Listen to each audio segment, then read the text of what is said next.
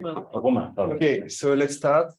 So hello everyone, thank you for coming. So for those who don't know this seminar series yet, it is held by the Hospital Center, which is a research center aiming to lead and promote some transdisciplinary research around the Anthropocene issues. And so this seminar series aims to explore the notion of habitability as a way to gather different scientific disciplines from health sciences to social sciences, medicine, etc. Around the exploration of the ways in which humans appropriate their environments to make them living or unliving ones within the frame of planetary boundary. So today we will speak about health issues and the way that they are related to climate change. And I will let Liz Depoux, which is member of the Bureau of the Health Politics, introduce the session. Thank you, Roman. Yes, planetary health is one of the axes of the center, and the ambition is to look at health in Anthropocene and through planetary health lens. And today, so I'm very delighted to welcome three prominent researchers from Heidelberg, Rainer Sauerborn, Sandra Bartheit, and Jonas Franke. And they will deal with the concept of habitability in a very interdisciplinary perspective. It will be about threats to human habitability, heat and food insecurity, and potential solutions. And we are going to have a precise overview of the methods that can be implemented in the context also of a project based in Africa. Yes, so Rainer Sauerborn led more than 10 years the Institute of Global Health in Germany, and is one of the stars in the discipline of global health and climate change health in particular. And Sandra Bartheit's background in analytics and also computational linguistics. And Jonas Franke is a geographer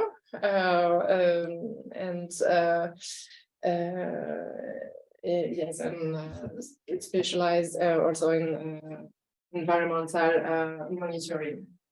So I'm happy to let the floor to you, Rainer, if you are. Merci. We go in English. Bonjour à toutes et à tous quand même en français. I met Anneliese, who kind of introduced me when I had a sabbatical in Paris, which is a feast, of course, during the COP21. So it was in any aspect an important event. And I learned a lot from her. She's an expert in communication, political science. And she also taught me MOOCs. I don't know whether you know, we don't talk about MOOCs today, but these are massive open online courses. It's a great tool. So I learned a lot here. And thanks for the centre à travers vous, Romain, de m'avoir invité. And this is a very interesting concept that you have invoked here, the habitability. It's not very common in, I'm from the global health, public health. But it is very similar to many other concepts which try to be comprehensive. So I suggest not to fight about definitions. We talk about planetary health sometimes. We talk about one health sometimes. But there are commonalities which I will briefly invoke. And then I pass on to my colleague Jonas here. But this talk is about health, climate change and health, and this is a huge topic. You can do an entire master course on this. But we focus on, from the bottom, the fusion of methods. That's one of the main aspects of habitability and all these comprehensive concepts. And we focus on food security, undernutrition. There are many other climate-sensitive diseases, of course. And we focus on sub-Saharan Africa, and we'll show you in a sort of one case how you can decline different methods around these problematic. Okay, that should work. Yeah. So this is the summary. Can you close the door? Otherwise, you have to open and close it every time I change the slide. Okay, so this is our Bible, if you like, or our whole book, which is the IPCC report, and it says summary for polymer is something you all know. Climate change is already affecting every inhabited region, making some of them uninhabitable. So this is kind of the dire context under which we convene here. And now just one word on these holistic concepts. I don't know, you must be from various disciplines. Oh, we have a very young fan here. He will be a star one day, I'm sure. And so all these concepts try to look not only at one thing, but at the physical environment, at the biosphere, at our biological environment, at the society at large, human health. Habitability is why is it inhabitable? Because you can't live there because of your health effects that you are suffering from heat or other adverse effects. And then a main concept of these holistic views is that there must be more than just interdisciplinarity. Interdisciplinarity, everybody says this in every proposal you write, you have to click on this button. Gender, mainstreaming, and interdisciplinarity. It must be there. And very often it's lip services. You get a guy from mathematics, from modeling, and then everybody plays in their sandpit. That is not what's meant, but it is really a fusion. It is an active fusion of methods. And then I think this should be there. It's not invoked in all these concepts. It should be action-oriented, policy-oriented. Otherwise, you're just describing a wonderful crystal and nothing moves. And as we've seen, there are some threats. And we cannot, as scientists, just, this is a Rue Thomas Mann. Oh, no, this is Hermann Hesse, the glass bead game, where you just have fancy ideas and the world is going down the drain. This can't be our idea. And all this is habitability, or planetary health, or one health in one way or other. And something I learned from our colleagues from animal health is this concept of one health, which could be translated, you see, all these things are there on the left. You see, here is the environment. You see mountain glaciers, biosphere, everything. And then animal health, which is very often missing. And our health is intricately linked to animal health. COVID, everything comes from the animal kingdom. So we health guys, human health guys, we tend to ignore. We only get alarmed when there's something coming from animals towards us. But we really don't deal with the health of animals, not only because they infect us, because also they have a right to live. And yeah, ecosystem, and you see everything is there, which is also in your concept. So let's agree that we want to look at all these things. It's difficult for us humans to do research on everything together. So we have to be not too hard on us. Sometimes we need to be reductionist, or we need to look at some of these links and add the others maybe later, but we should never forget or ignore the wider context. And so we do two declinaisons. There's no English word for this. You can't say two declinations. We break this down according to topics and disciplines. And we, as I said, we do food security, and we look at rainfall, how extreme rainfall, which is climate driven, impacts on plants, food plants. And then how extreme heat impacts on the farmer, on his work productivity and his health or her health. So we look at two weather variability, which increase in climate change, and look how they affect through various ways the harvest and the nutrition and the mortality of children. So it's the whole chain. And we look at all these disciplines, and you will hear from Jonas is a geographer, and he does remote sensing. We have not here also people who tell us when food plants die, when they are inundated, the fields, epidemiology and remote sensing, meteorology, climate sensor data. So you will see it's not just a litany, which I put on the screen. You will see elements of this in our presentation. And with this, I pass to the non-health person. I'm the only health person here. She is a computer linguist. No. I should know by now. No, she has many, but your background, your first degree. Like in the yeah, it's like my first life. Yeah, and then Long time ago. then she data science. I was just saying that we are not all medics here. I'm a pediatrician, so I'm a really conservative white coat. Once they had a white coat, very nice name. And he's a geographer. And Ali, who is not coming, my friend and colleague from Burkina Faso, who can't even come by Zoom, he's also a doctor. So over to you, Jonas. Thank you very much, Rainer. I unshare my screen. Yes, Roman, can you please share my presentation because I'm not online here. You can also give someone of your background. Yes, yeah. So, yeah, thank you very much for the invitation today. I have the pleasure to speak about a, let's say, rather technological perspective in the public health sector. So we are using remote sensing to advance a little bit also the science in the public health sector. So as Rainer was saying, we are working particularly in that research unit in an interdisciplinary way. So and we are trying to get remote sensing technologies into the studies of food security, particularly here in that case for the study in Burkina Faso. So I have the pleasure today to talk about the quantifying food crop harvest at the household field level through remote sensing. And maybe as Annelies was saying, just a quick slide on the organization I'm working for. So it's a Germany-based company. We are dealing mainly with Earth observation. We were founded in 1999, and well, we are working in a wide range of different topics where remote sensing and satellite technology, Earth observation can play a role.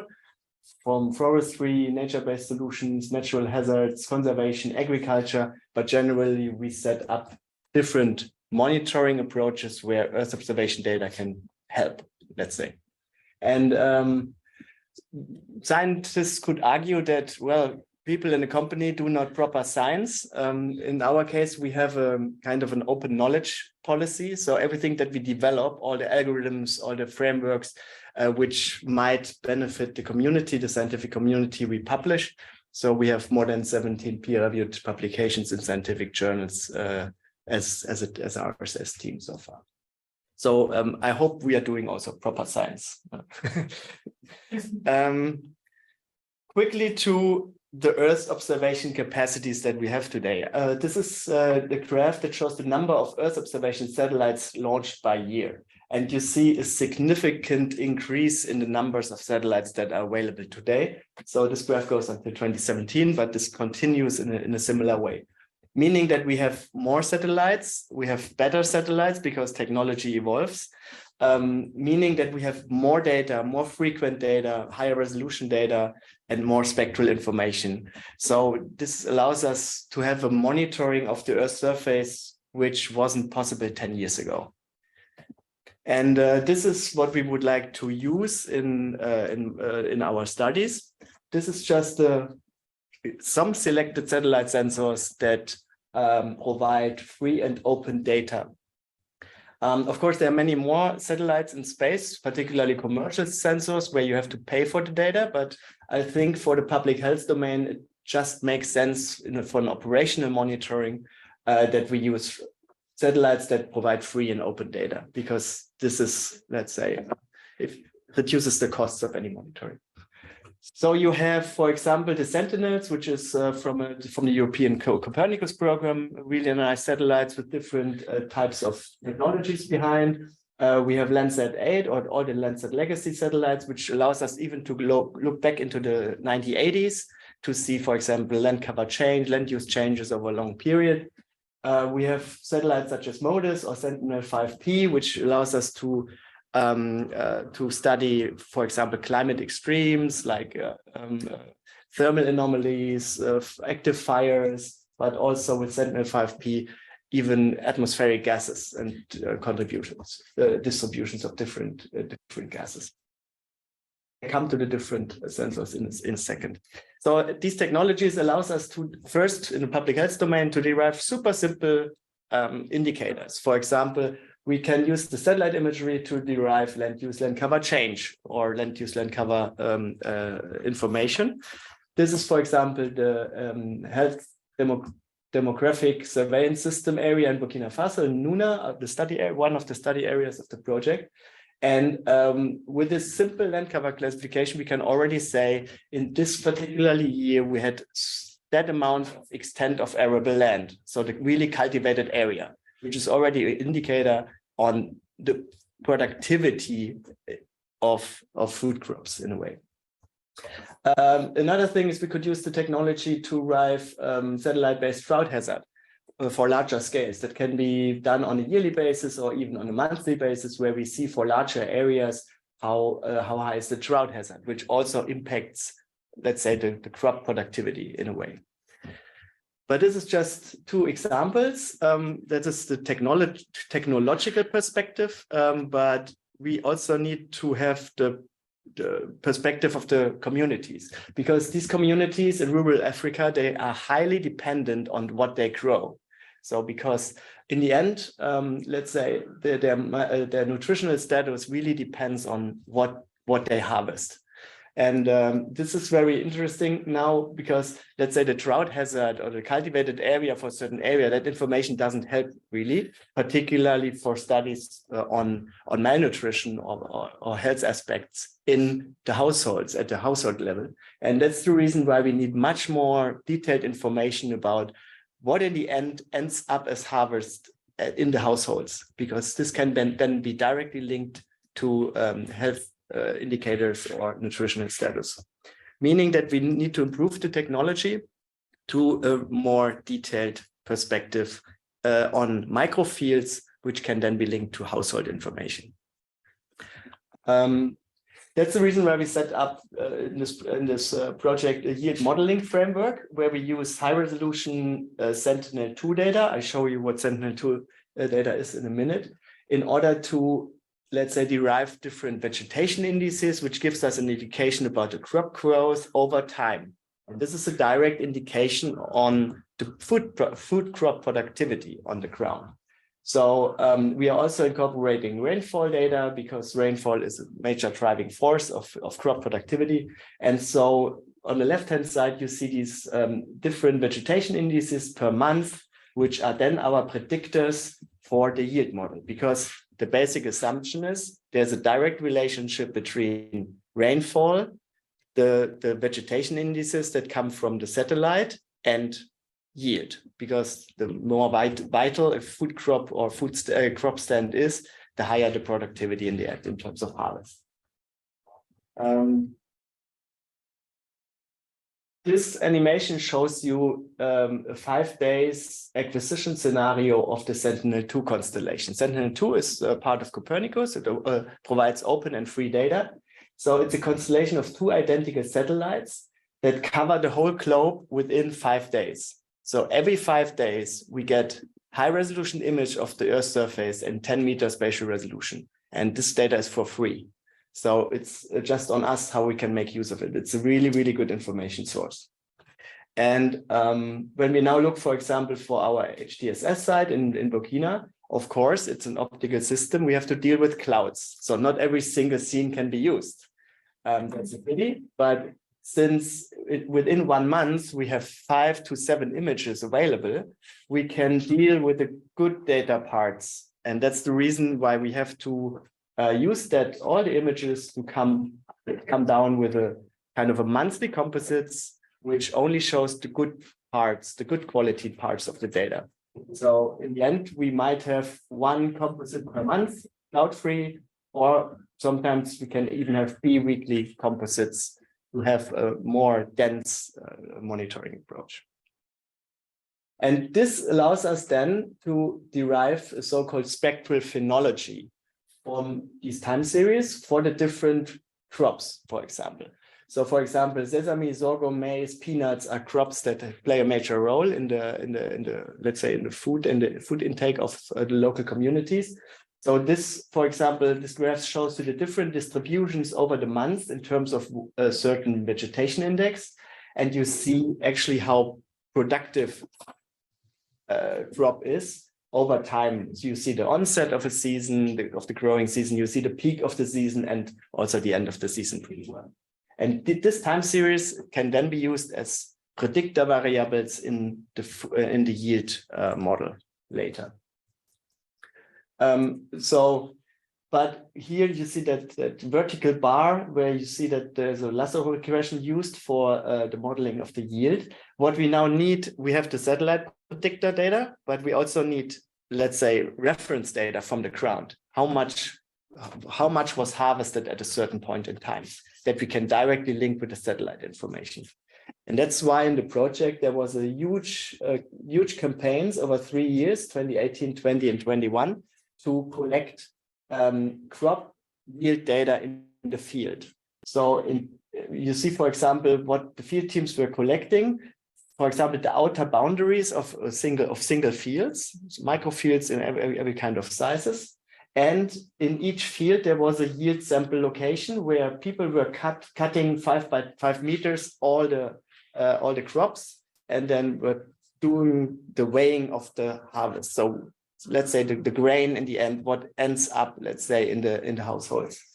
And this was following a standard protocol from the Ministry of Agriculture, I think. And the field teams were then able to collect a lot of data. So they were harvesting, weighing the yield, meaning that we had sample plots with the final harvest measured on the ground that we could then use for the model predictions. So this shows, let's say, the field data collection summary. On the left-hand side, you see the locations of the fields studied in the HDSF area. On the right, you only have to focus on the green parts. So we had in total over 3 years, 411 yield plots. So really weighed yields per different crop types. And in total, more than 1,000 fields have been observed in terms of the outer boundary of the field and what was grown. And these 411 yield plots were then used to feed the model, to link the satellite data with, and then to predict the yield for all 1,027 fields entirely.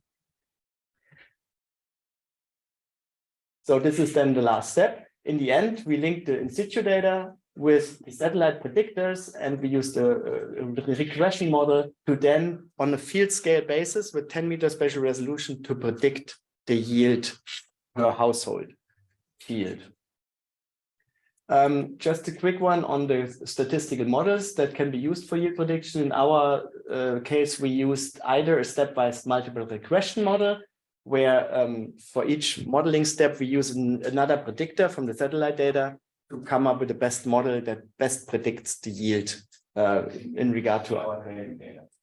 Other statistical models that we use is the lasso regression model. We could also use random forest regressions or even neural networks, but generally we prefer those statistical models, which allows us also to interpret the input variables better, because then we learn also from the model.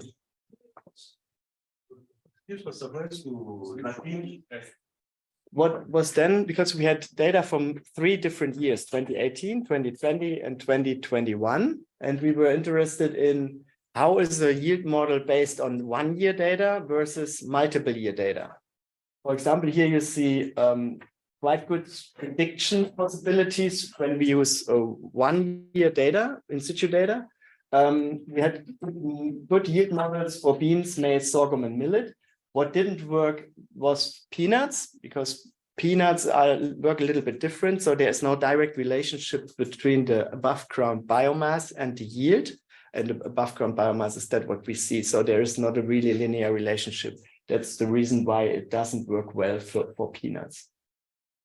But what is important, we were also interested to have a more robust model using all 3 years data, because when we only use 1 year data, for example, you here see the rainfall pattern of the 3 years where we had in situ data, we had totally different variation of rainfall in the study area.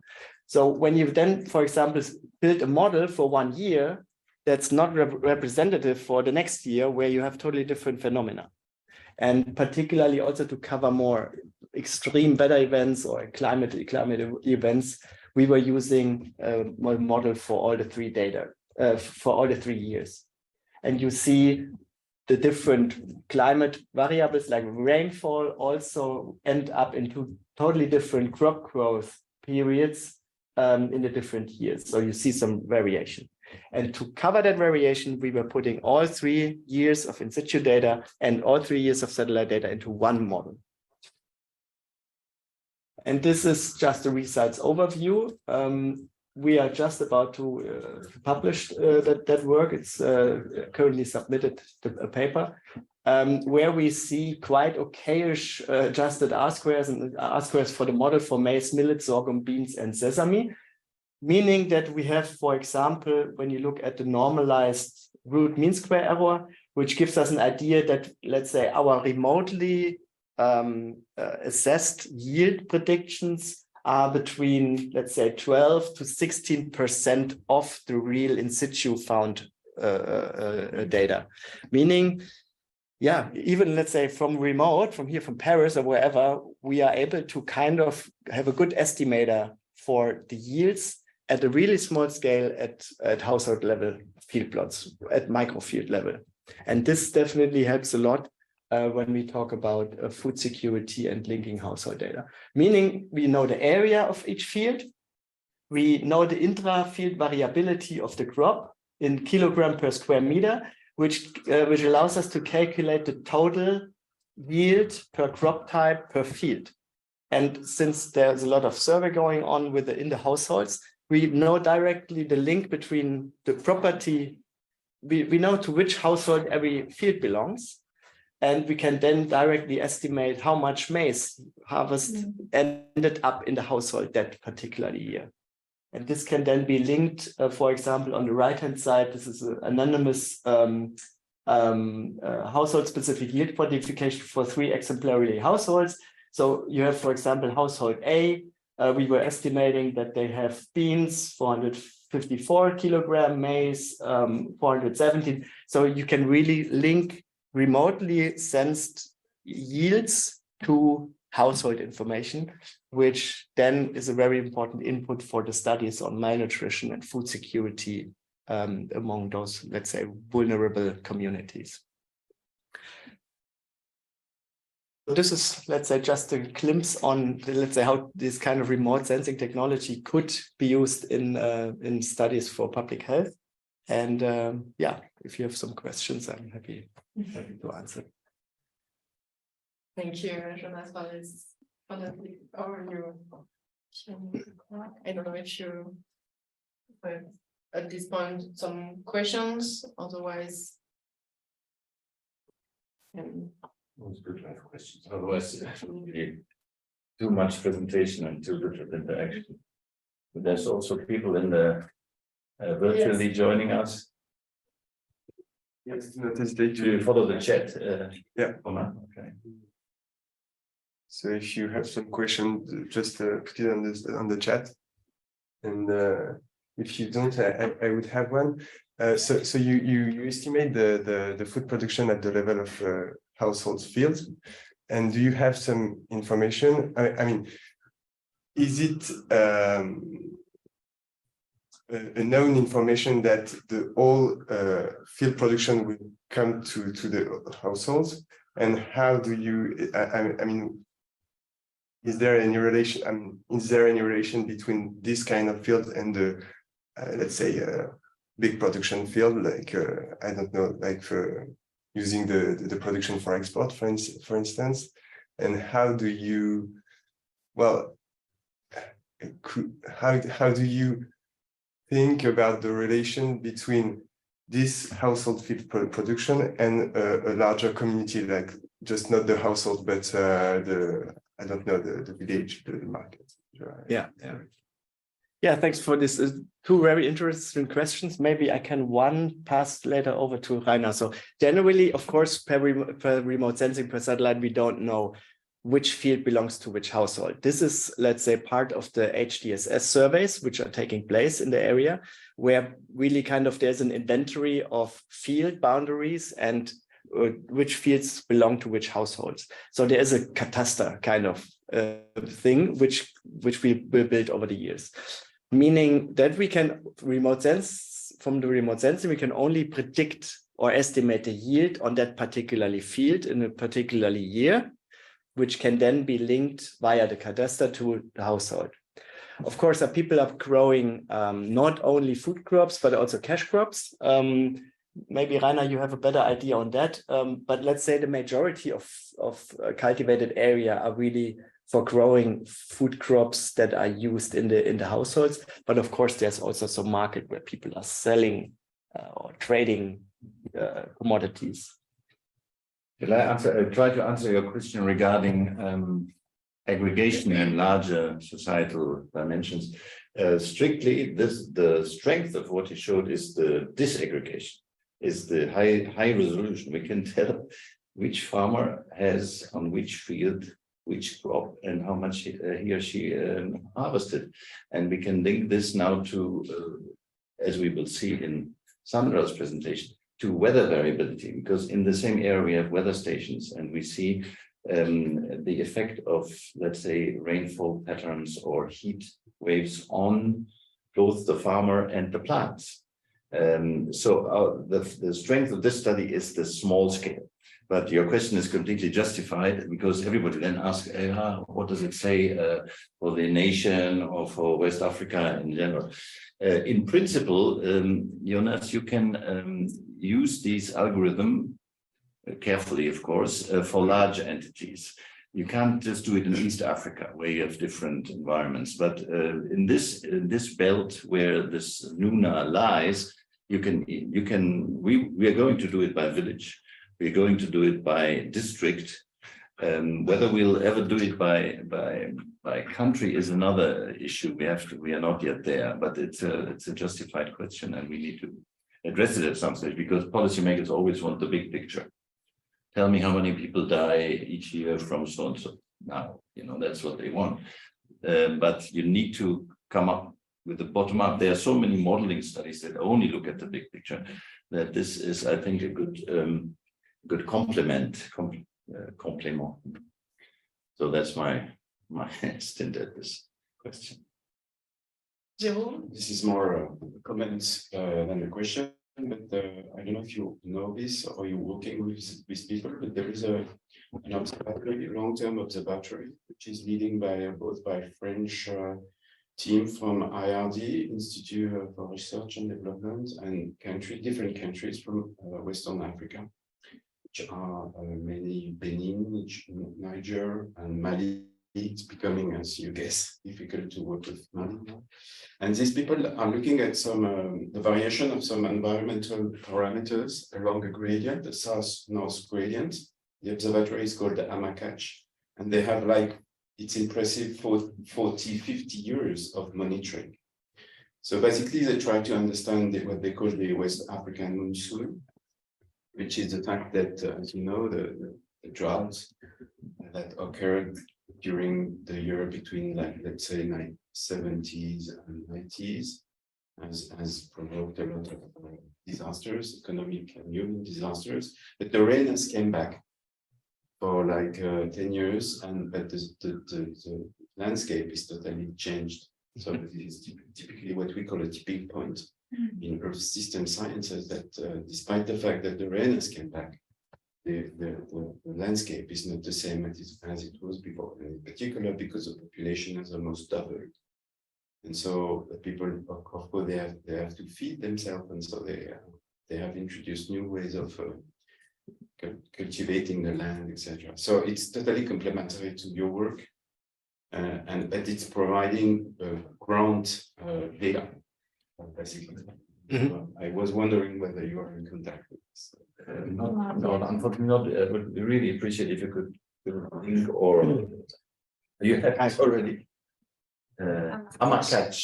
Catch. So it's a French initiative. There is also a German initiative. Yeah, Global, and we have one hydrometeorologist on board who works on the West African. They have many weather stations and they model rainfall and so forth. This is I hope they work together, but I will press them on this. I know, of course, ERD, but I didn't know that they have this long-term. It's a huge one. And it's all by remote sensing? No, field. Ground observation. But they have probably a component, I'm not really aware of the detail, but they have probably a Earth observation component. For sure. Yeah. Wow. Thank you very much for that comment. That's very important, because let's say remote sensing is always suffering from ground data, because of course we can estimate, but there is no proper remote sensing based Earth observation monitoring framework without ground truthing. And that's very important that, let's say, people are also sharing ground information, because the satellite data is open and free. Everyone can use it, but we are also dependent on open and free ground data, So which can then bring that together. Because the data is funded by the French government, governments, states. Super. So it's on the paper. It's public data. No, you Nice. can access them already in the database. Thank you Everything much. can, Yeah. it's all there. Yeah. Very nice. But Burkina Faso is not part of the partners, but Nigeria is not part of it. Unfortunately. It's difficult also to work in Burkina Faso now.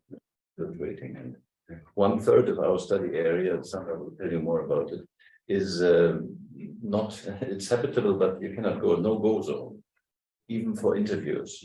And so we found technological ways around this by having having the interviews live So now.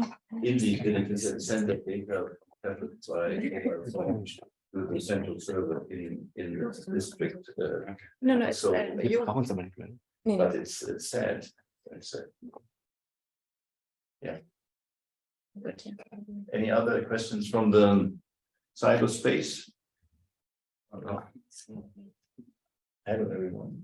From my view, yes, I think.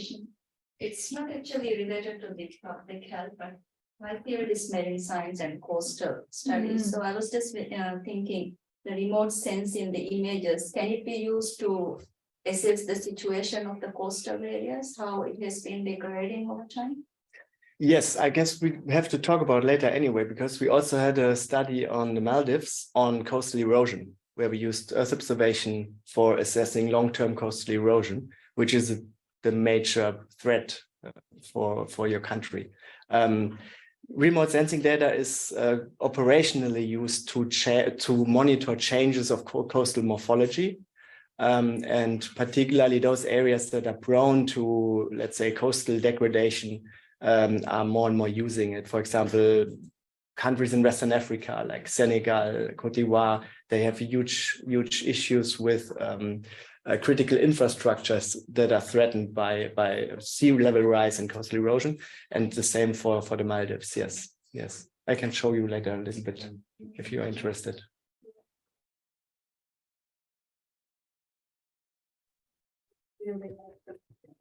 Like the more data you have, you'll be better in terms of correlation. So have used just the rainfall data, right? Is there like any other environmental factors that can be used in the model? We not only used rainfall, but also, let's say, high resolution crop growth parameters. Like we were monitoring the fields themselves and see over time, over the season, how the crop growth is how vital the crop is.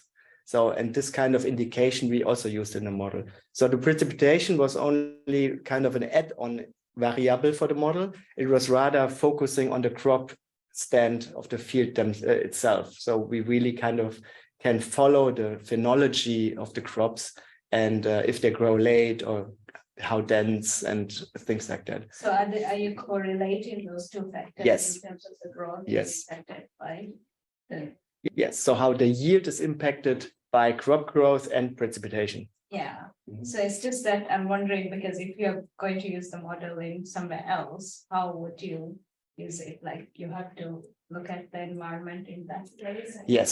So you have to start, first collect the data and then. Yes, so let's say you first need a good set of reference data to build such local or regional model at least. So, and how far you can extend that model in the application really depends on the ecosystem. As long as you're staying in really same ecosystem with the same variables that play a role in crop growth and yield, you can maybe use the model. But when you go to a totally different agricultural system, for example, you have to build a new model. Yeah, because crop management and crop growth is totally different, for example, in Kenya than it is in Burkina Faso. Yeah. But there is a possibility for it to be applied somewhere else using. Yes, if yes. The concept is there, right? The concept is there. Yeah, yeah. I mean, remote sensing is used since many years, for example, in larger agricultural productivity areas like in the US and Europe, where satellites are used to predict, let's say, or monitor the harvest or the yield over these larger fields, the industrial agriculture. But let's say bringing the concept to rural Africa on a microfield scale, that was a little bit new here in the project, because you don't usually have the data, the in situ data from these kind of microfields. That's the reason why we have that very unique in situ field data set in that project that we make use of.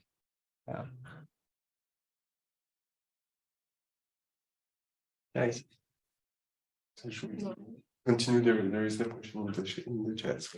So maybe before, got to show one slide in the beginning. That's the program of the day, which may have been a very crucial one, so that you see the red thread. So we started off with a very focused technical presentation.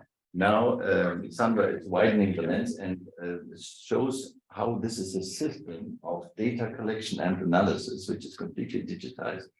And where we put all the data streams together, talking about integration of methods, and that can then be analyzed, not by me, through artificial intelligence and other things, because they are multi-scale, multi-sector, multidiscipline. It is easy said, but very difficult to bring them together, particularly if you have just normal databases.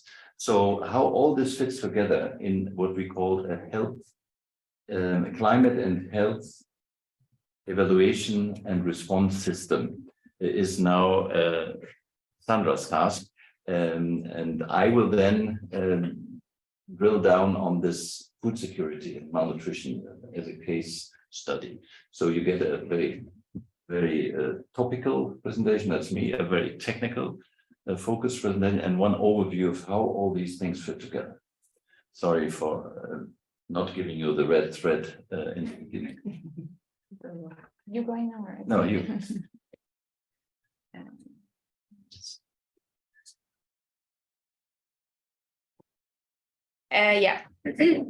So good morning again. My name is Sandra. I'm also from Heidelberg Institute of Global Health at Heidelberg University.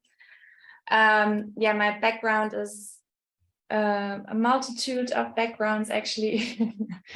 So a long time ago, I studied computational linguistics. So it's but it's a long time ago.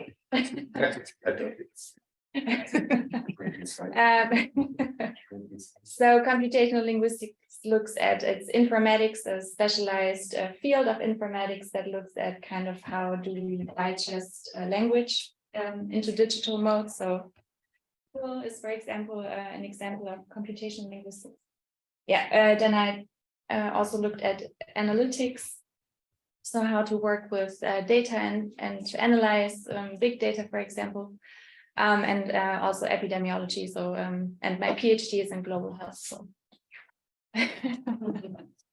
So bringing in different backgrounds, but I'm mostly focusing on how digital technologies can strengthen global health. And this is one example today that we are looking at. So we are looking at health cohorts in Africa. and how we have integrated. So we are focusing today on the meteorological measures and sensors because they told us that's what you're interested in. So we are focusing on that today, looking at these health cohorts. So in Africa, as you know, we don't have good data about populations, particularly the poor populations. And one means to strengthen this, so to get better data, was the health and demographic surveillance side. So in total, there are over 50 now worldwide in different countries in Asia and Africa. And what they actually do is they cover so-called population dynamics. So they have a regional definition. So in each region, they look who comes in and who goes out. So who can come in? So people who are born into the population or who move into that population. And people go out by dying, of course, or by moving to another place. So essentially, when the HDSS started, those were was the focus, let's say. So who's coming in and who's going out. So looking at these variables. So and what are HDSS specifically? Those are long-term cohorts. We will see in another slide. Some of them have been collecting data for over 50, 60 years in Africa and in Asia. So there's long-term data available. As I said, it's a geographically defined area. So typically you have also health infrastructure there, like hospitals and health posts, and other services like animal health, agricultural. But the basis of all these HDSS, as I've said, is demographic surveillance. So who's coming in, who's going out. And more recently, some of these HDSS, they have started to also include data on diseases. So because as of now, we are only looking who's coming in and who's dying. But it would also be interesting to know what diseases do people have. So they started integrating morbidity data, so data on diseases. Also some HDSS, I think they have some studies even looking at ecosystems and at animal health. So yes, and the other part of the HDSS that kind of came with building up all this data is that we now know better what is needed in these populations. So what kind of interventions are needed. So this is the response part of these HDSS systems, which is definitely a key component. So one aspect that is included in this demographic surveillance is verbal autopsy. So because when people die, we want to understand what they have died of, so we better understand what is going on in the population. So, and how can you find out if a person has died in a very rural village, what has this person died of? So what happens is that an interviewer comes to the family, so like you see here in the picture, and then they do an interview with the next person, like for example, the mother or I don't know, the husband, and then they ask a verified set of questions. So this is the cycle that you see here below. And those are validified questions. So I don't know how many questions it is, but it's a number of questions. And after this, an algorithm can assign the most likely cause of death. So that we know retrospectively the most likely disease this person has died of, essentially, or the most likely cause of death of this person. So this is the standardized tool by WHO. They also update the questions and everything.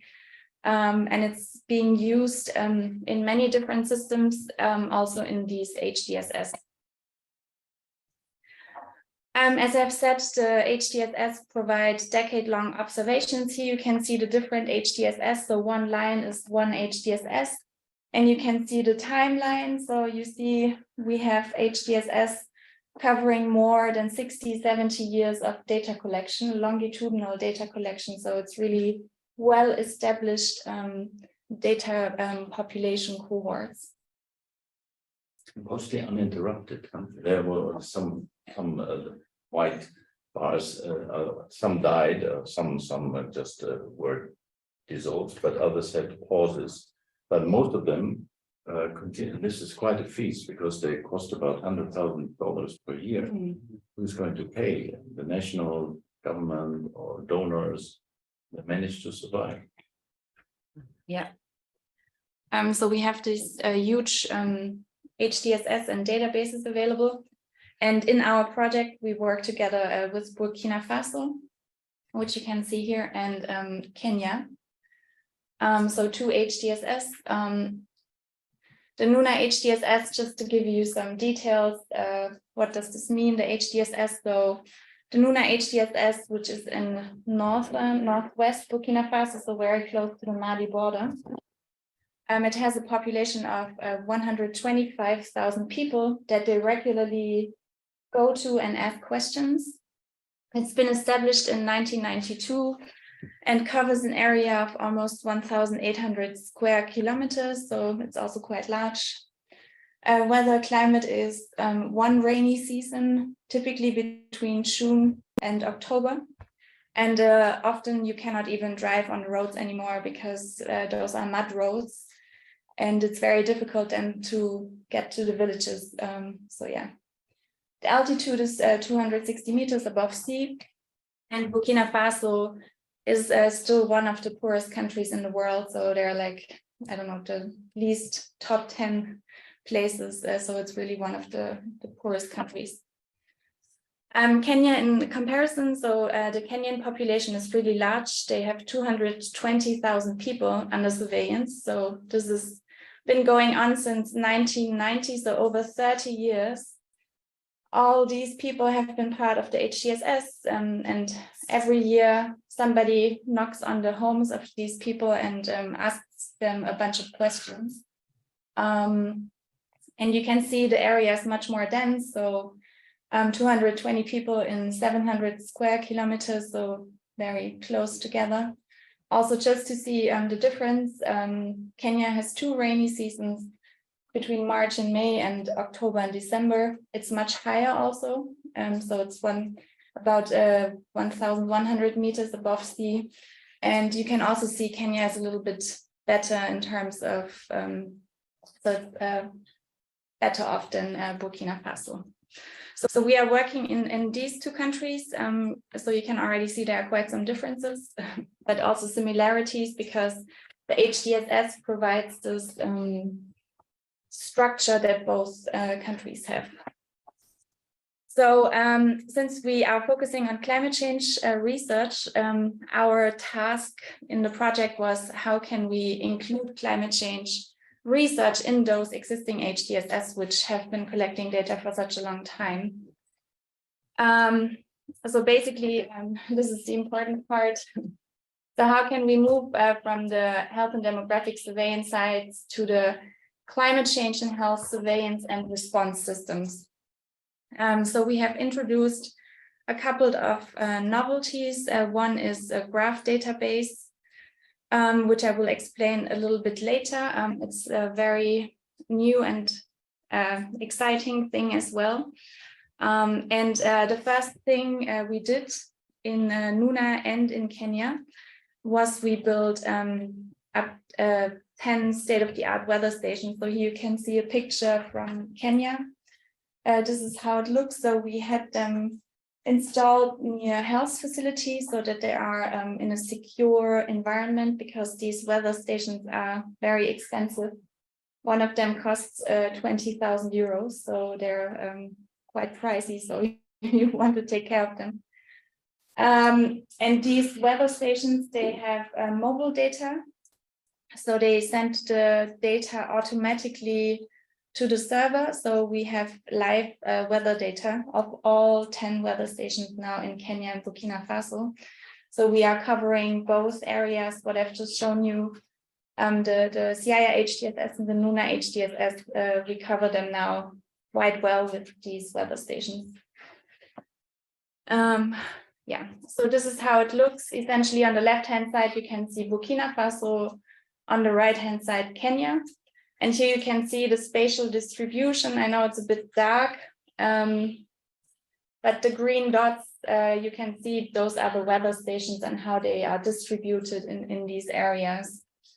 And you can also see this is from the website, and they show real-time data of the weather with the different variables that they're collecting. However, the weather stations are very expensive, so 20,000 euros is a lot of money. And also we shipped the weather stations from Germany to Africa, so it's also a problem in terms of maintenance. So if one piece breaks, we basically have to ship it from Germany to Burkina Faso or to Kenya. So one new addition that we are starting now is inspired by this initiative. So it's called a 3D pause. So 3D printed automatic weather station. It's from a cooperation of universities. So here you can see it was launched by the University Corporation for Atmospheric Research and the US National Weather Service International Activities Office, also with support from USAID Office. What they did is they came up with models on how you can 3D print the weather stations. So you can basically print them yourself. And here you can see how this looks. So some pieces you can get from the shop, like the metal poles, and other pieces you can print, like on the right-hand side, for example, the rain gauge that you can see on the right-hand side. And this project, they provide a lot of tools. So basically you just can go to this website and you can take everything and you just can print a 3D weather station yourself.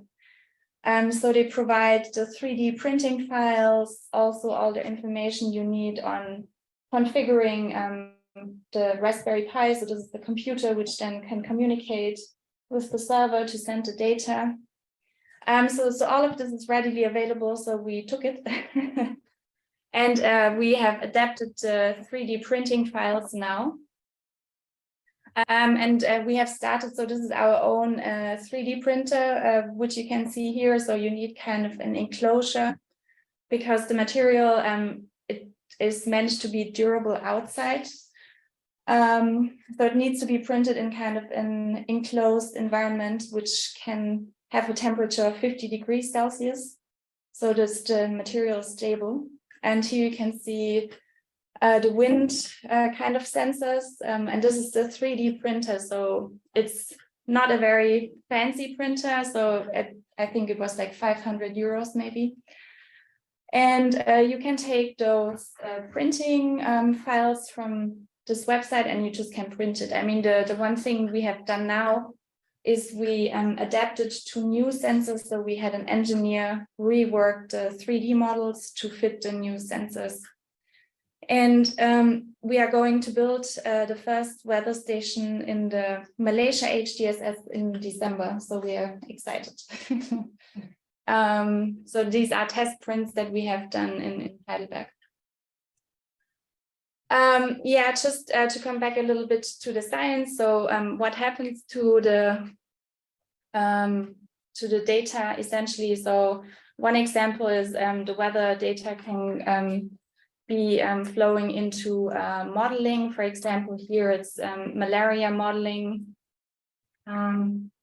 Another modeling is the hydrometeorological modeling, which you can see here. So this is all part of our research unit where the data of the weather station basically goes in, or as Jonas has also shown how precipitation is part of his model. Yeah, so to come back to the climate change and health surveillance and response system.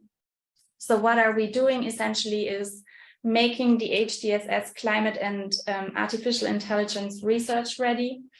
So we have introduced a number of measures to update those HDSS to make them more financially efficient, as well as avoiding, for example, seasonal bias when we collect the data, and so on. So also we have established a burden of disease data collection, and which is also a new thing now, which we're just implementing in Luna, is also introducing direct health measures. So as part of the routine data collection, we take direct measurements from individuals so that we have an understanding of what is happening in the population. Yeah, so this is how the new system looks. So as the base, you can see on the bottom the routine HDSS, which again collects all these variables, the demographic ones we said in the beginning, who is coming in, who is going out, and we are building on this. So we are adding the climate-related data, so the weather stations. We also take indoor temperature measurements of the houses, as well as remote sensing, as Jonas has shown. And to this, we are adding the reported and measured health status. As part of another project, we also introduce wearable devices. We take, for example, measurements, so to better understand if children, for example, are malnourished.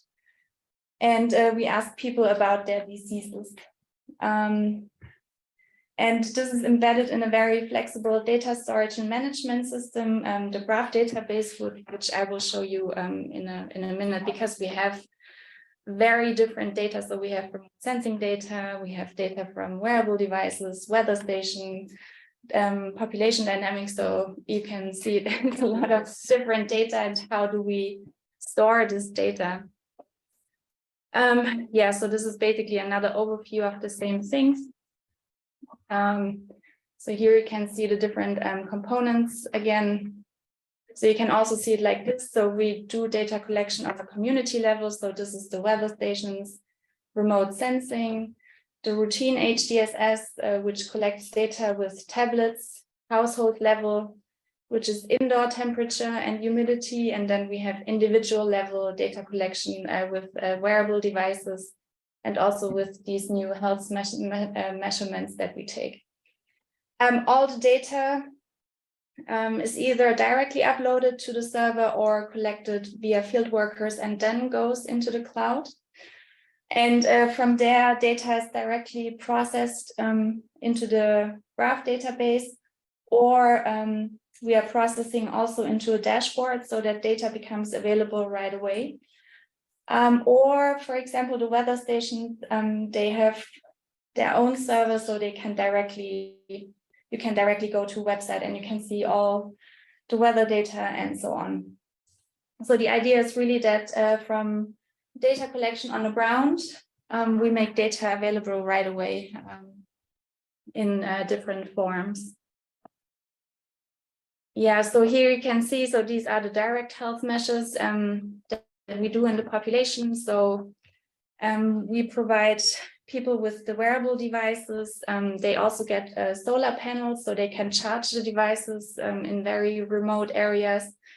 And on the top right corner, you can see the indoor measurements.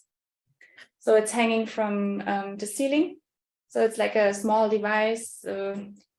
It's not very big, and it can run for a long time, and it takes the indoor temperature of the houses. Yeah, I'm just gonna jump this. Sorry. I think I've said this. Yeah.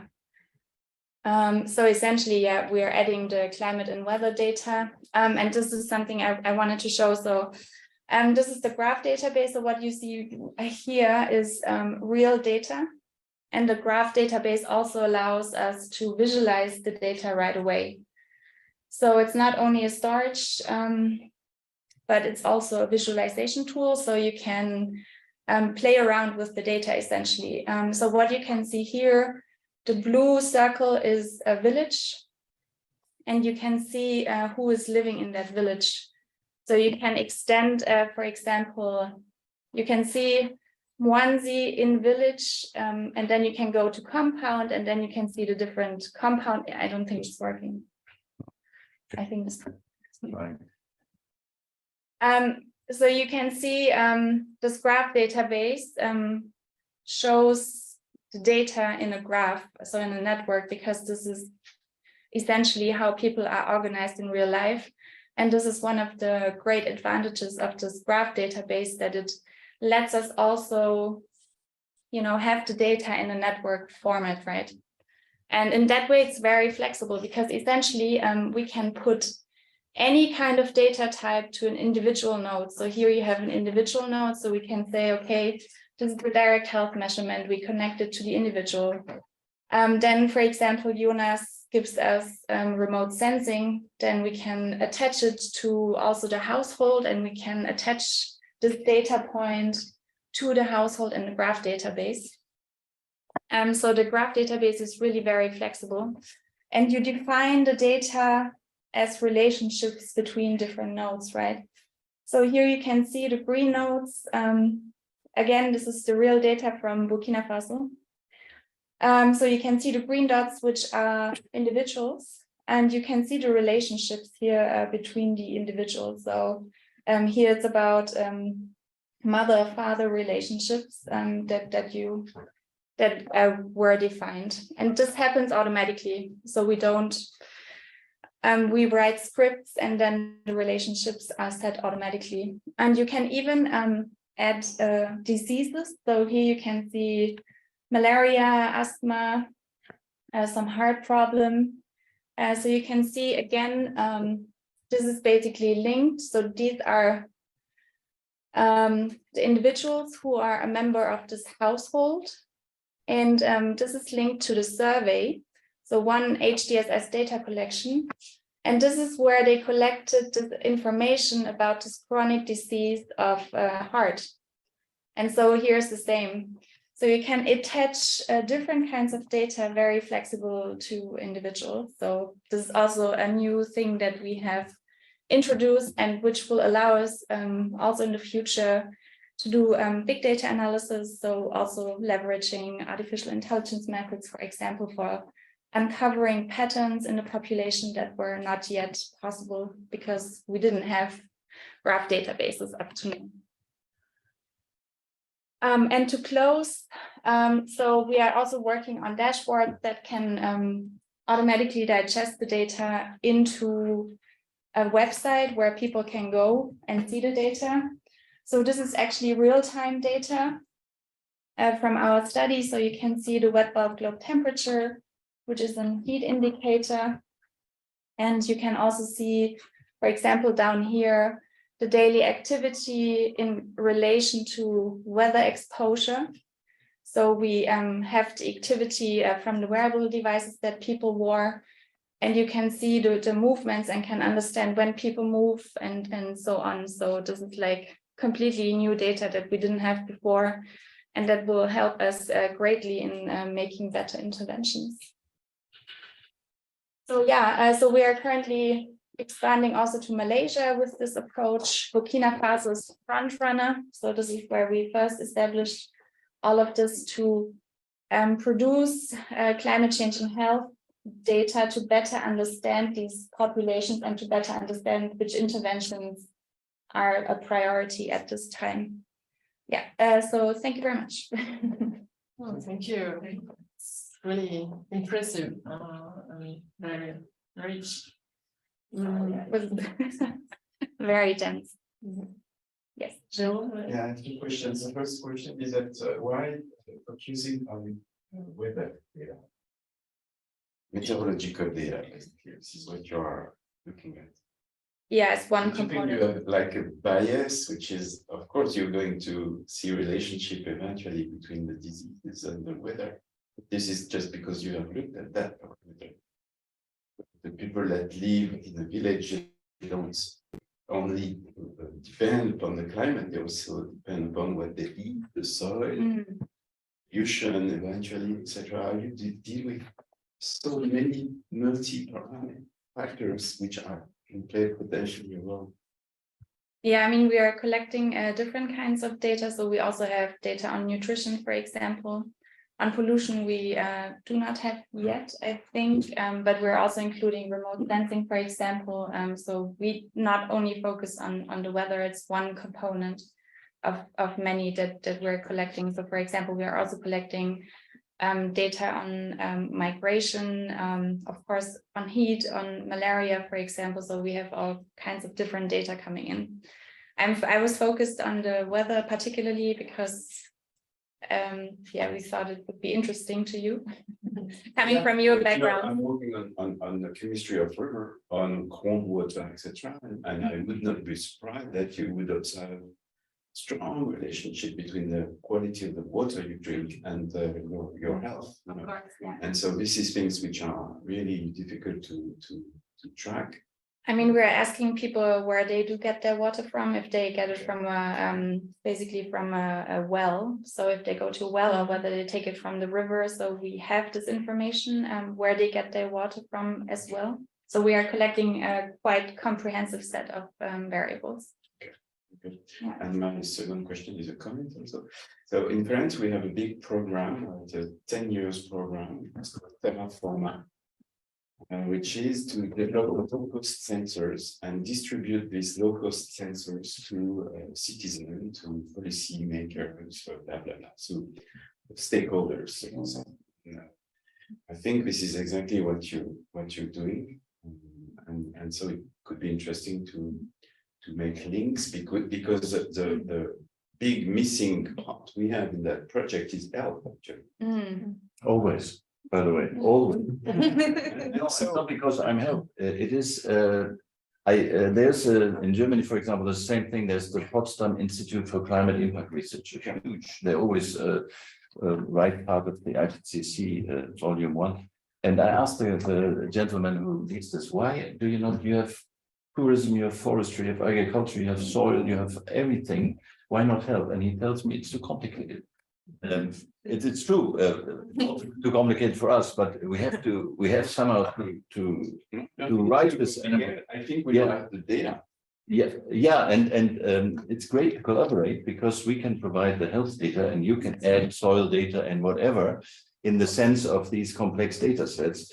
We are kind of the guardians of the health data, and these networks that Sandra, here you see just the South Asian, they are so wonderful. They have 120 million person years of observation. If you look at all these 61 and 61 sites and from 60 to 20 years of observation, you have a mind-boggling number of health experience that you capture. So it's great to collaborate, and I appreciate your comment. And so if I can go a little bit further, because it's mentioned, so Terra is led by the people, the network of Amakach Observatory I talked before. Okay. Yeah, it's the same. And we are into European infrastructure construction, well, that is led by Germany, by the way. Based in Leipzig at the Humboldt Umwelt Center, yeah, Center for the Environment. And so we're trying to make a terraforma, which is this design of small sensors at the European scale. So we're trying to build a European sensu stricto, because the European Commission doesn't like, studies outside Europe. So we're working on that also. But so we're trying to do a European network. And again, there is no health in that infrastructure. There is, water quality issues, farmers, forestry, etc. But there is not health, and I think really added value. In Europe, the problem is data confidentiality. Yeah, no one let the health data be asked by interviewers and so forth.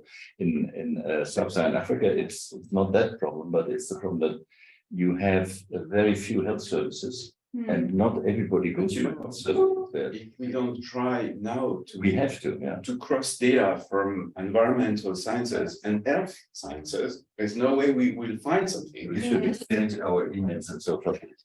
We are on the same wavelength. Yeah, we also have a paper about this, so probably would be interesting maybe to share also with your colleagues. Okay. So kind of introducing this concept that we presented here, interlinking health and all the different sensors.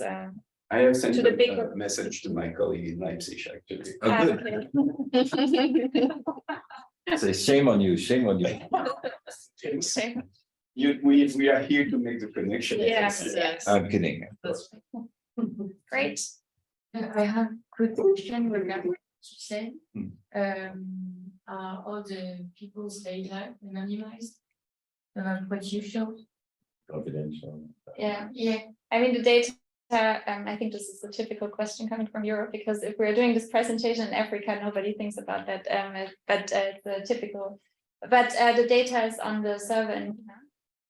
So because, I mean, it's the data of Burkina Faso, so basically what they give us when we work on the data is pseudonymized data, but we don't have the names.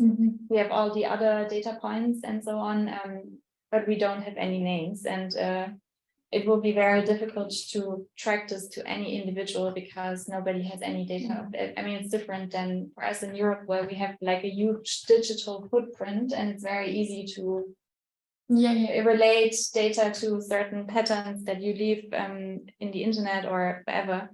But we get the data pseudonymized. So basically we have a data agreement with the Centre de Recherche en Santé in Luna.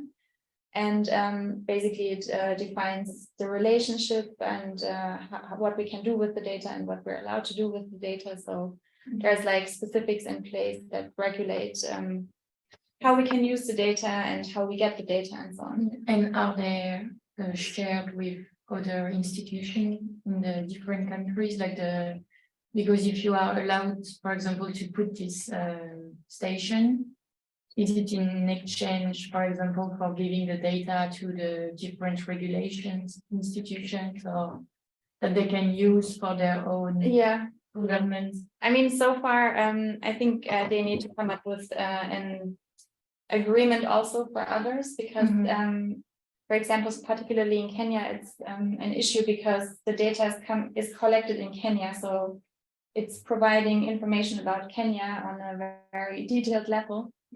So it's also a concern of security for Kenya, for example.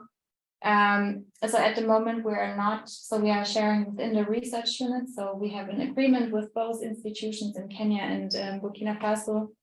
But so far we haven't worked yet on making it available to others, like for example the Catch program, which has the full database online, I see. So we haven't, I mean, what you can do is actually go to the dashboard so you can see aggregated data, but you cannot get this individual level data. I mean, you can see our analysis with the data, but you cannot see the individual data.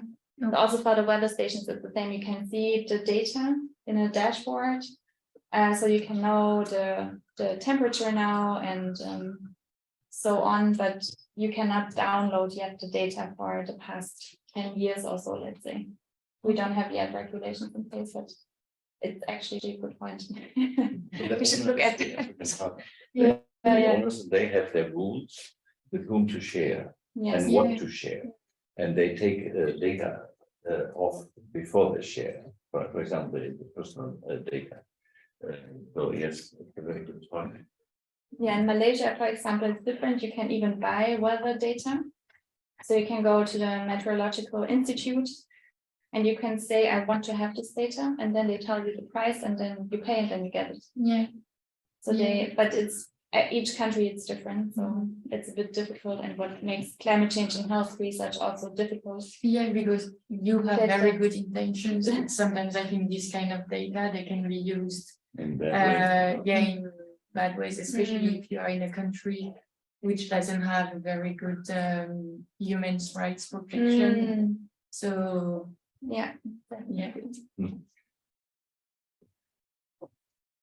I had a pragmatic question also. It was reflecting on your thought about who is paying for this very long term advice. That's yeah, that's so yeah, who is paying basically, and how will you, I mean, how do you do to maintain in time this data collection? Well, first, is there some people which are going to interview each of the 22,000 people in the village? I mean, how exactly the data collection is carried out? Yeah. And also, about the maintenance of this system in time. I mean, is there any institutions that actually have the capacity to maintain this kind of data collection? I mean, because for instance, your data on the very disaggregated on the families, etc., the relationship within the family, these are some data which are changing very fast, actually. So how do you? I hope not that the mother is changing. Yeah, no. But it's true. So the data collection, I mean, Kenya is very large. So I think it's one of the largest HDSS there is. It's very large. And so the HDSS, they receive funding from different streams. So in Kenya, for example, they get money from CDC. So from the US, essentially. And they also, if you want to use the data, you have to pay them a little bit. Or for example, if we are coming in and we are doing research now, we also have to pay for the infrastructure that they're providing. So they're asking for some money, essentially, if you want to do research there. But of course, I mean, it's a valid point because they have many people, they have the interviewers, they have the analysts, they have the IT, they have the researchers, so they have a big apparatus available that you just can use and jump in, and you can go there, you can ask them, oh, I'm interested in this research question, can I do my study in your population? And they say yes. You pay that and that, and you get access to all this infrastructure because it's the service, right? So it's a very good service that they offer. So in Burkina Faso, the funding came for a long time through Germany, so through the state of Baden-Württemberg. And now the funding comes also through us, through project funds, essentially. In Malaysia, it's through the Monash University. So it's financed by the university. So each HDSS kind of has their own solution. And they're all implementing the same system, but under the hood, every HDSS looks a little bit different, for example, in terms of financing and how big they are and so on. And the data collection, how does it look? So it is really like this, that every year a big team of field workers go through each village, knock on the door, and then do the interviews with them individually. So they come to the houses. Typically interviews are done with tablets or computers. And then they sit for 2 hours because the questionnaire is very big. So each year, one household is at least doing one interview like this for 2 hours. And you've seen it at times very long time. So and for the graph database, these relationships, we can extract them automatically from the data set. So if we have the mother-child and they are linked by IDs, we have scripts that automatically put these relationships in the graph database. So this happens automatically. Nobody's sitting there and attaching the relationship. It's happening because we know from the data. When the people go in the homes, we know who are the children, who is the mother, who is the father, how many animals do they have, where do they get their water, and so on. So we collect a lot of information about them, and we can translate this automatically in the graph database relationship model. And is it linked with the hospital activities? I mean when you are when you're finding that, for instance, there is a bunch of people that have some heart disease in the family. I mean, can you transmit this kind of information to the hospital? We are working on it. This is Okay. an objective. It's kind of a dream of Burkina Faso. They have been wanting this for a long time. We are working on it. So I mean, if there's an connecting- emergency, we will take care of this person, of course, if the child is fit or something. But But the thinking but of- the systematic link, yeah, of the information system, that's not yet computerized, but they are working on it. Mm. And the hospital is already towards computerization of their data in Luna. So that will be the first, and then the rural ones. Yeah, that's a very important. Okay. Shall we continue, or shall we make a break? Yeah, we have some croissant. Let's copy and see. Let's take a 10 minutes break. The ground. Oh, you're Yeah. fighting. Yeah. Ah, I was wondering there was more. Which one is which? The green is tea and the gray is coffee. Yeah, you can go have a 2 minutes. Little one here. Yeah, 10 minutes. You're great. What's the name? Garcia. Darcia. Darcia. Garcia. Darcia. Welcome to the climate. We make this planet habitable for you. Keep it habitable.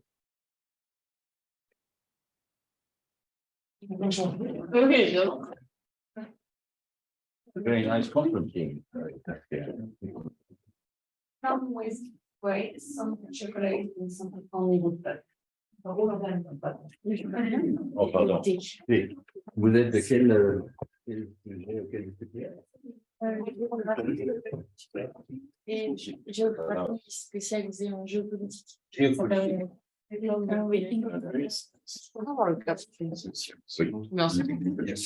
peux avoir les croissants. Mais c'est bien. Vous avez des pains en raisin, un croissant. Si vous voulez un pain au chocolat, je pense qu'on a encore d'autres.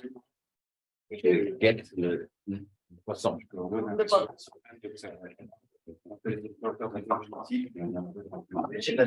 I mean, if I sit here, I always have to go left. You can. And do we have a remote mouse? I like standing and We had just changed the battery. Video. No, aber die Batterien von mir, deswegen wieder hinten rausgenommen und dann hier rein. Ja, aber dann müsstest du die Präsentation dort abspielen oder du Ich nehme du den. nimmst das da raus. Dann mache ich das nicht.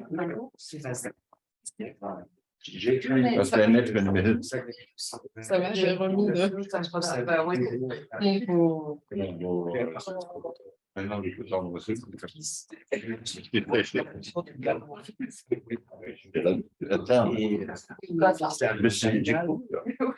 suis me rattraper, j'ai vu les minutes là. Et après quand je trouve le film, Mon Dieu. Non, on va bien. Tu vois. C'est bien, donc j'ai voulu. Tu vois? une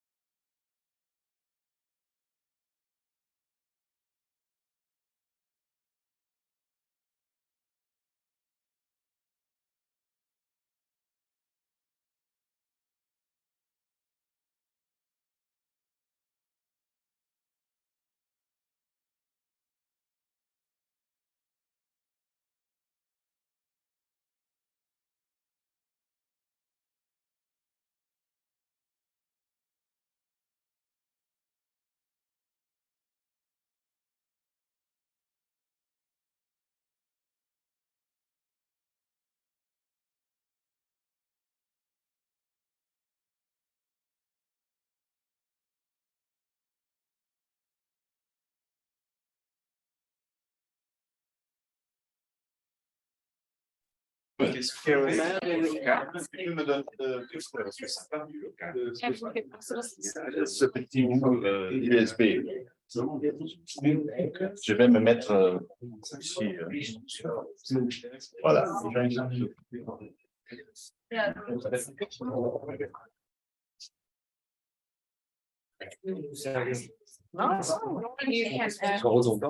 I'm going to put my job. Je veux pas te mettre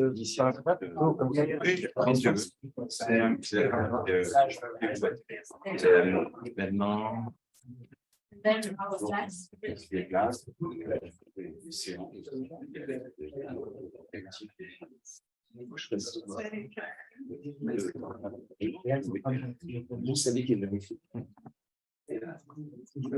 Le théâtre.